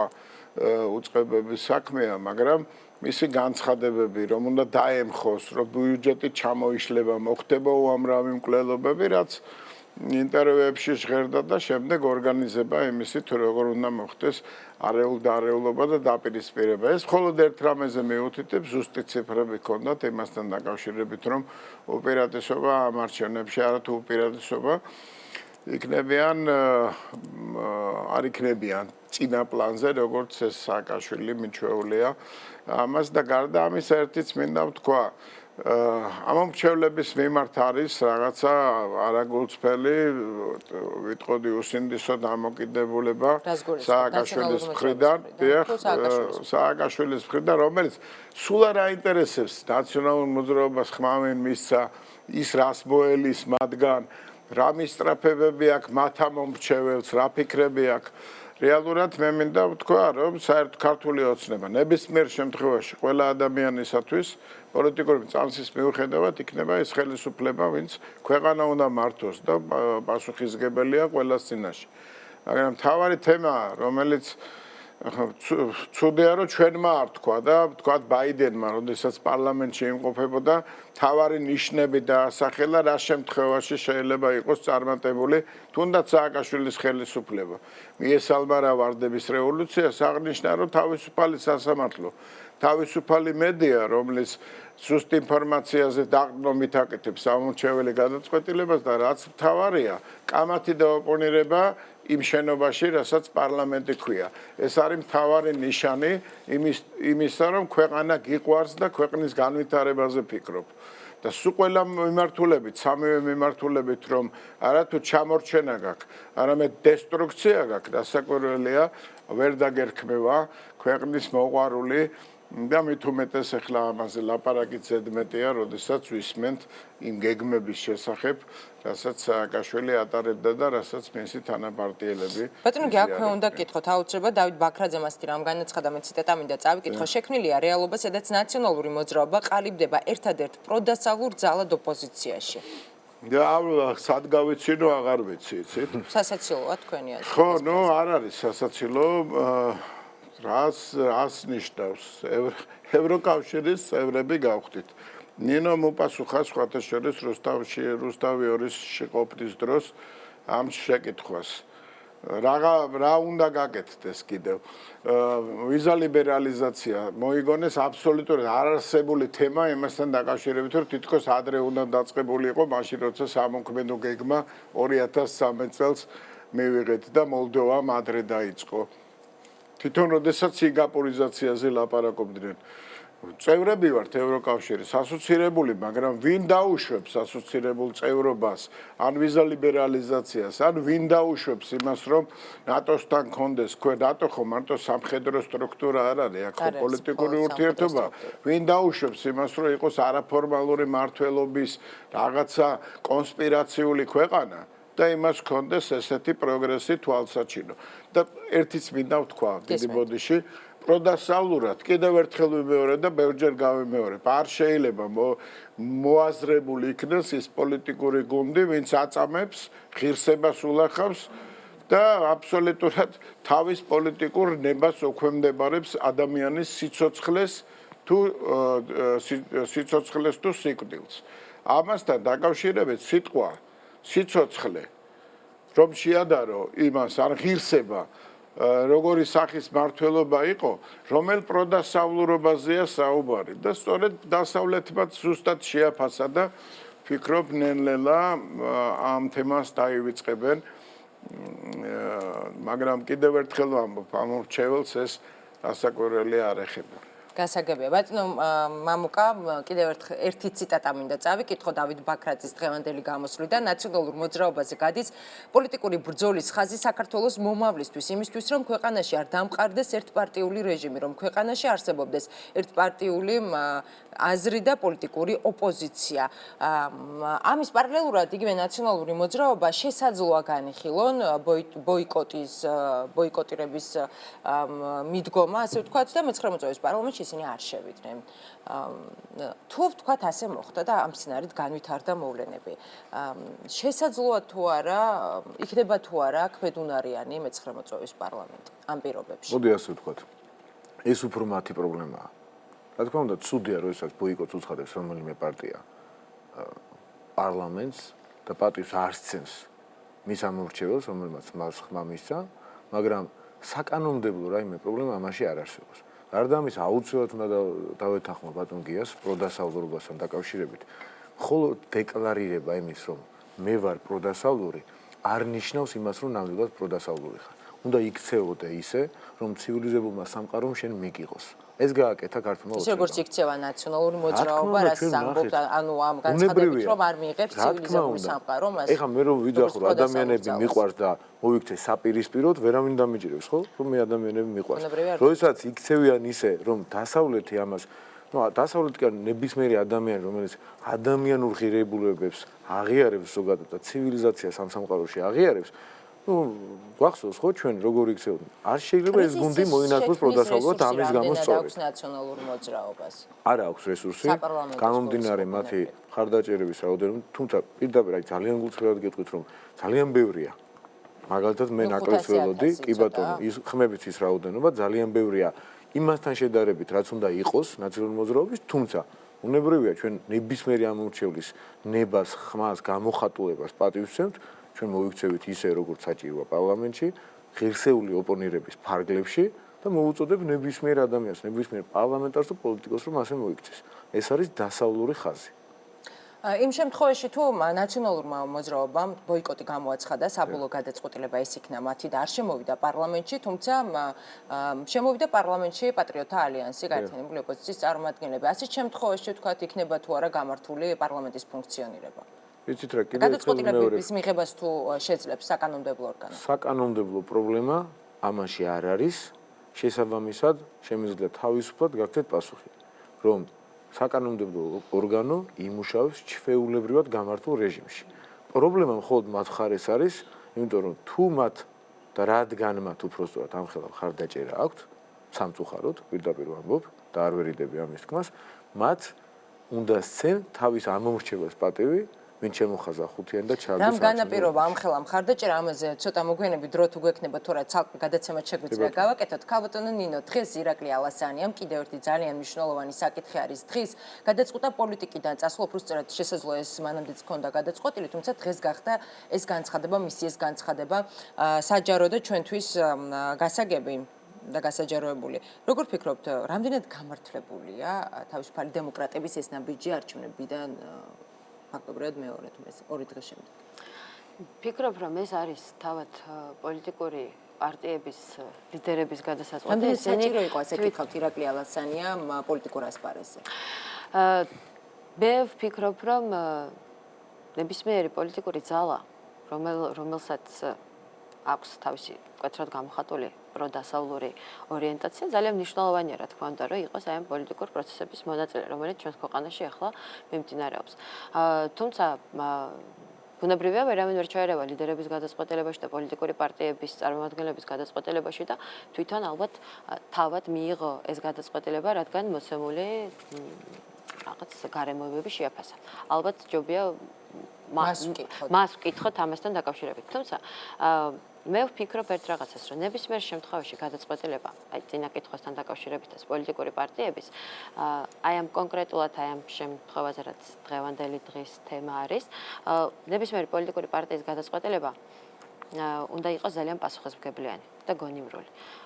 როდესაც პოლიტიკურ პარტიებს აქვს გარკვეული ხარდაჭერა ამორჩევლების და მათ გარკვეული ნაწილი უჭერს ხარს, ბუნებრივია მათაც ძალიან დიდი პატივისცემით უნდა მოეკიდოს ამომრჩევლის ნებას და მათ დამოკიდებულებას და ამიტომ გადაწყვეტილებაც სწორედ აი ამ პასუხისმგებლობიდან გამომდინარე უნდა მიიღონ. თავარი ჩვენ ქვეყანაში არის ის, რომ ჩვენ ქვეყანა სწორი მიმართულებით ვითარდება. თავარი არის ის, რომ დემოკრატიული პროცესები სწორი მიმართულებით ვითარდება და ამას ხედავენ როგორც ჩვენი მოქალაქეები, ამას ხედავენ ჩვენი საერთაშორისო პარტნიორები და მხარდამჭერები. და მთავარი არის ის, რომ დღეს მოცემულობა საქართველოში არის ის, რომ უპრეცედენტოდ მაღალი დემოკრატიული სტანდარტების შესაბამისი არჩევნები ჩატარდა ამ ქვეყანაში და ნებისმიერ პოლიტიკურ ძალას, რომელსაც რაიმე კონკრეტული შენიშვნა, რაღაც წინააღმდეგობრივი დამოკიდებულება აქვს. ზოგადად აი ამ საარჩევნო პროცესთან დაკავშირებით რა თქმა უნდა, სამართლებრივი გზით უნდა მოახდინოს აი ამისი დაცვა. გასაგებია, ბატონო გია, ირაკლი ყობახიძის განცხადებასთან დაკავშირებით უნდა კითხოთ, რომელმაც არ გამორიცხა თავისუფალი დემოკრატების რამდენიმე წევრთან თანამშრომლობა. შეგიძლიათ რაიმე დეტალი გაასაჯაროთ და გააგებინოთ 2030-ის მაყურებელს, ანუ რა ტიპის თანამშრომლობაზე არის საუბარი? კიდევ კარგი, სწორად და ერთადერთი შეკითხვა, საიდან წამოვიდა მინისტრობის თემა, მე არ ვიცი. თუმცა იყო ამაზე აქტიურად საუბარი დღეს კი, აქტიურად საუბარი იყო, იმან აიტაცა მედია სივრცეში გამოვიდა ეს თემა რეალურად მე პირადად ხა ირაკლი ალბათ თავისას იტყვის, მაგრამ მე პირადად, როდესაც შეკითხვა დამისვა ჟურნალისტებმა, რომ აი პარლამენტში არ შემოსვლა, არ გამოვხატე ის, რომ რაღაც დიდ დანაკლის განიცდის, თქვა რესპუბლიკელები, თუნდაც თავისუფალი დემოკრატები, მაგრამ ჩვენ ხაზი გავუსვა იმას, რომ არსებობს ბენ ადამიანები პოლიტიკური ოპონენტების მიუხედავად, რომელიც სახელმწიფოებრივად აზროვნებენ და უამრავ საკითხს სახელმწიფოებრივად წყვეტენ. მარგი ქმედების კოეფიციენტი ვიქტორ დოლიძის ევროპარლამენტის სხვადასხვა საპარლამენტო სტრუქტურებში ურთიერთობისა, როცა პირველ ნაბიჯებს ვდგავდით ერთად. შემდეგ ოპონირების რეჟიმში ვიყავით და ევროკავშირის საქართველოს კომისიაში ან ევრონესტის ფორმატში, სადაც იგი დელეგაციის ხელმძღვანელი იყო, მიუხედავად იმისა, რომ ოპოზიციურ ფლანგზე იდგა, იყო სახელმწიფოს ინტერესებისკენ მომართული და არც ერთხელ არ დაუშვია ის, რომ თავისი პოლიტიკური ჯგუფის ინტერესებიდან გამომდინარე სხვანაირად ემოქმედა. ამ თემაზე რომ დაიწყო ლაპარაკი და ვიქტორ დოლიძე რომ მოვიყვანეთ მაგალითად, ეს პოზიტიური შეფასება საერთოდ როგორი უნდა იყოს მომავალში პარტიული ცხოვრება საქართველოში, აი ეს ვიქტორის მაგალითზე იქნა მოყვანილი, გადათარგმნილი იქნა სულ სხვანაირად და ის პოზიტიური თემა და შეფასებები გადაიფარა ცოტა სკანდალური თემით, რომ ის ხვალ ინიშნება სკანდალური იქნება, როგორ ფიქრობთ, ამ ტიპის გადაწყვეტილება სკანდალური იყო ყურადღების სკანდალურობას მე აუცილებლად შეჯახებებს არ გულისხმობ, რომ ეს უფრო გაჟღერდა ეს თემა ამ დროს მეორე პირველი ნაწილი და რეალური უფრო საინტერესო იყო კომენტარებისას, იგივე თქვა ირაკლიმაც, ყობახიძემაც დაახლოებით იგივე კონტექსტში იგულისხმობ. ვახტანგ ხმალაძესაც ვახსენებდი მაგალითად, მაგრამ ეს არ ნიშნავს, რომ ხვალ უცებ აიღებენ და მინისტრად იშდება. ამიტომ ვამბობ, რომ ხშირ შემთხვევაში პოლიტიკოსებს სამწუხაროდ აი ამ სივრცეში ხანდახან უფრო ესეთი გამართული პასუხების ჩამოყალიბება მართებთ, თუნდაც მე, მაგრამ ვერ გადავეჩვევი ამას ვერასდროს, იცით? მე მართლა მომწონს ადამიანი, ვინც ოპონირების რეჟიმშია, თუნდაც მწვავეში, მაგრამ სახელმწიფოზე ფიქრობს, საქართველოზე უპირველეს ყოვლისა. ანუ საქართველოში მომავლის პოლიტიკოსი უნდა იყოს. საქართველოში მომავლის პოლიტიკის კონტექსტში დავახასიათე და არა. ნახოთ, დაველოდებით. იმედი მაქვს, ახლოს მომავალში კიდევ უფრო მეც გავიგებთ. ბატონო მამუკადე, შემდეგ დაგემშვიდობები დაახლოებით 1 წუთი დაგვრჩა. ქართული ოცნების ლიდერები ვარაუდობენ, რომ მეორე ტურში მოიგებს ყველგან ქართული ოცნება და ეს იქნება საკონსტიტუციო უმრავლესობა. ხომ უკვე და არის უნდა ითქვას, რომ საკმაოდ სერიოზული პასუხისმგებლობა არის ეს ქართული ოცნებისთვის და გამოცდაც კი იქნება სამომავლოდ.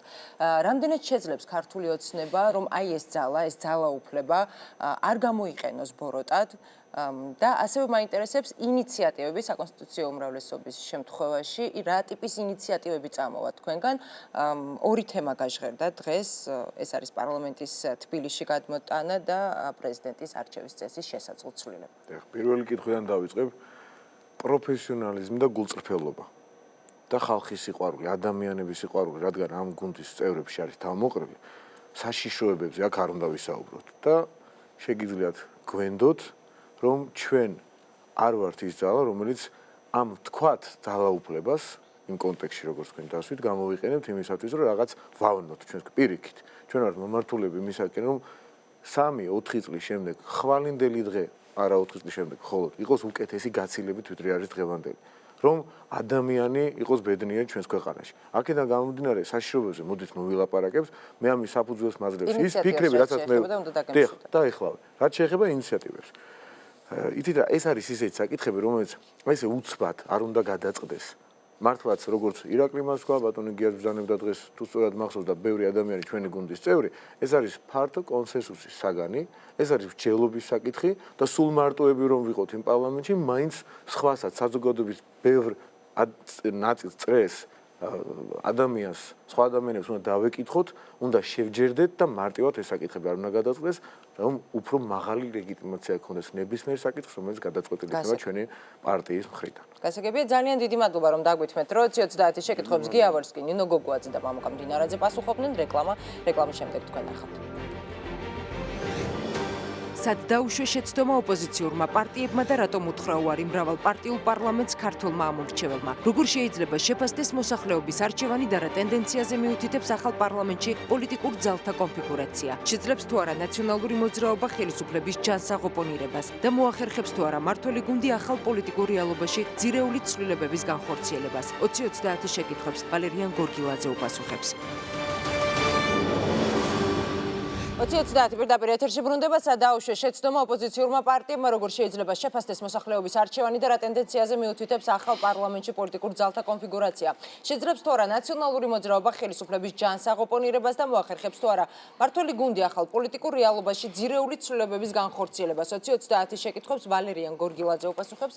ბატონ ვალერიან, მოგესალმები, დიდი მადლობა რომ დაგვითმეთ დრო. საინტერესო თქვენ როგორ აფასებთ 8 ოქტომბრის არჩევნებს და იმ ძალთა ბალანსს, რომელიც ხმების დათვლის შემდეგ უკვე იკვეთება. საგანშიდობის ამ ყველაფერს მე უნდა უპასუხო, რა ჩამოთვალე. კი ბატონო, შევეცდები. ძალთა ბალანსი არის ესეთი როგორიც არის. ჩემის აზრით, მთავარი მოულოდნელობა უნდა იყოს ის პირდაპირ ვთქვათ, შთამბეჭდავი შედეგი, რაც შედეგის აჩვენა ნაციონალურმა მოძრაობამ, იმიტომ რომ მეც მათ შორის არ ველოდებოდი 472,000 ხმას, 9 მილიონს ეს მაშინ, როდესაც 2013 და 2014 წელს ამ პოლიტიკური მოძრაობის ხადაჭერთა რაოდენობა არ აღემატებოდა 300,000, 350,000.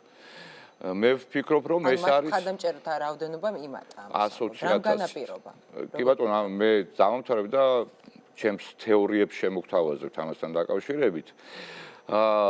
ეს არის სერიოზული საგანი კვლევის, მათ შორის ანალიტიკოსების, მართველი პარტიისთვის სხვათა შორის, აი როგორ ხდება, როდესაც ეხლა ანალიტიკოსის ამპლუას ოდნავ ჩემთვისაც აბსოლუტურად გაუგებარი, როგორ შეიძლება ამ ძალას ყავდეს მხარდაჭერი და მით უფრო აი ამდენი.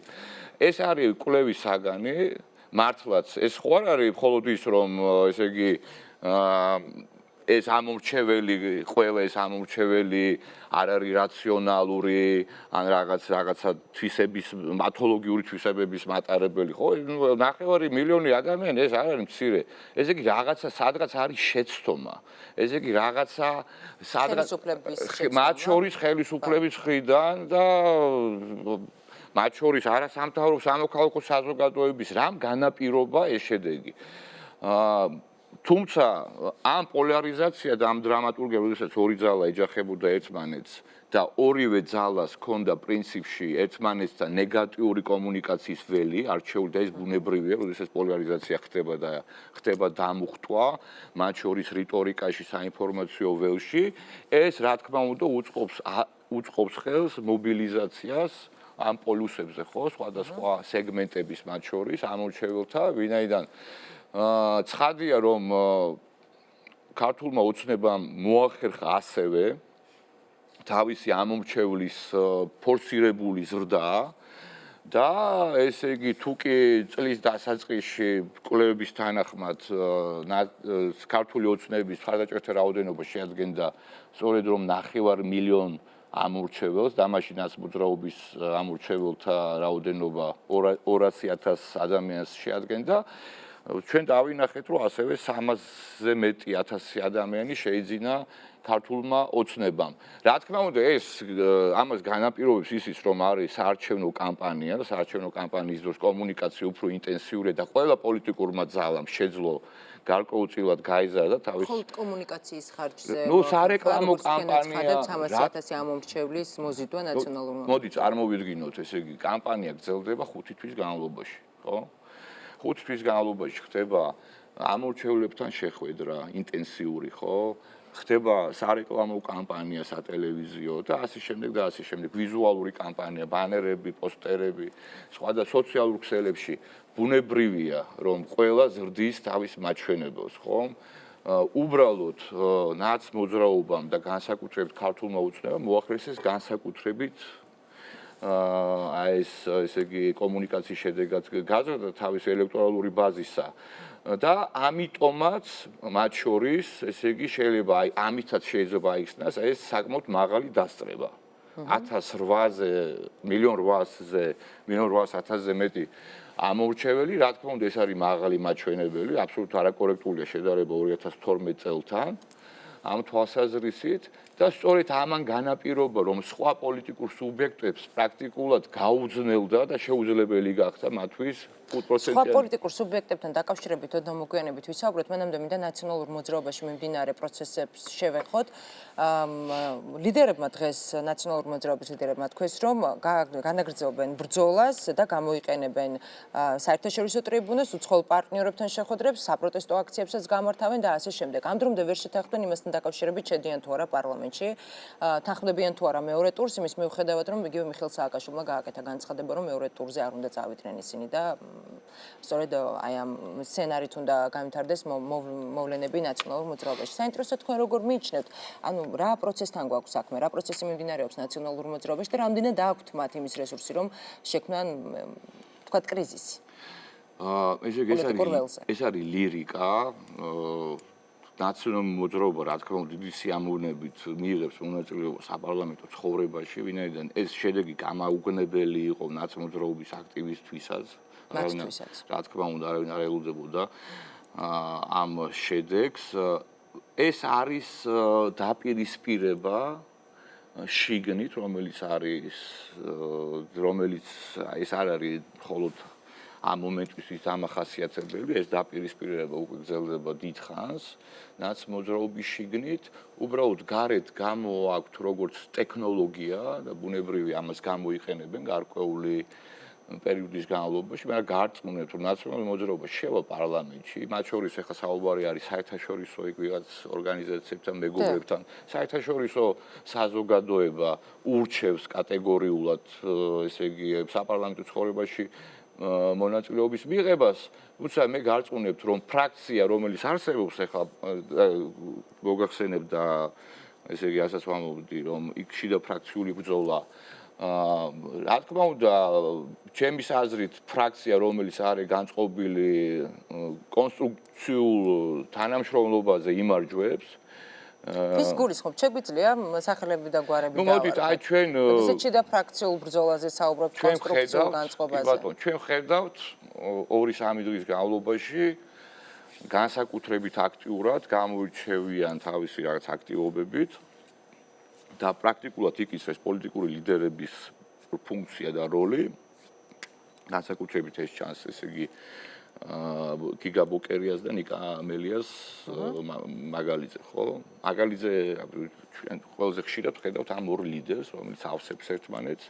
ჩვენ ვერ ვიტყვით, რომ ორი არის რაც წარმოადგენს ახალ სახეს, თუმცა მელია მიუხედავად იმისა, რომ 3 წელი აქტიურად არის საინფორმაციო ველში არის ჩართული, მაგრამ ლიდერის ამპლუაში გვევლინება და ბოკერია უმაგრებს მას ზურგს, ამ ტანდემმა შეიძლება გაუწიოს და შეიძლება კი რა უწევს წინააღმდეგობას მიხეილ სააკაშვილს, ხდება მიხეილ სააკაშვილის ჩამოშორება დისტანცირება. ეს პროცესი მიმდინარეობს ნაციონალური მოძრაობის წევრებს ჩამოეშოროს მიხეილ სააკაშვილი. რა თქმა უნდა, ეხლა რამდენად მოხდება აბსოლუტური ჩამოშორება ძნელი საქმეა, რთულია ეს, ვინაიდან სააკაშვილი არის სიმბოლურად მოძრაობის, მას ექნება გარკვეული გავლენა, არის გავლენის შემცირებაზე, არის იმაზე, რომ მას აღარ ქონდეს ბერკეტი მართვის და ვფიქრობ, რომ მცირე პერიოდში ჩვენ ვიხილავთ ამ პროცესს, შეიძლება ეს პროცესი, რაღაც გამიჯვნის პროცესი მოხდეს ფრაქციაში, შეიძლება ჩვენ ვიხილოთ რამდენიმე ფრაქცია ნაცმოძრაობაში,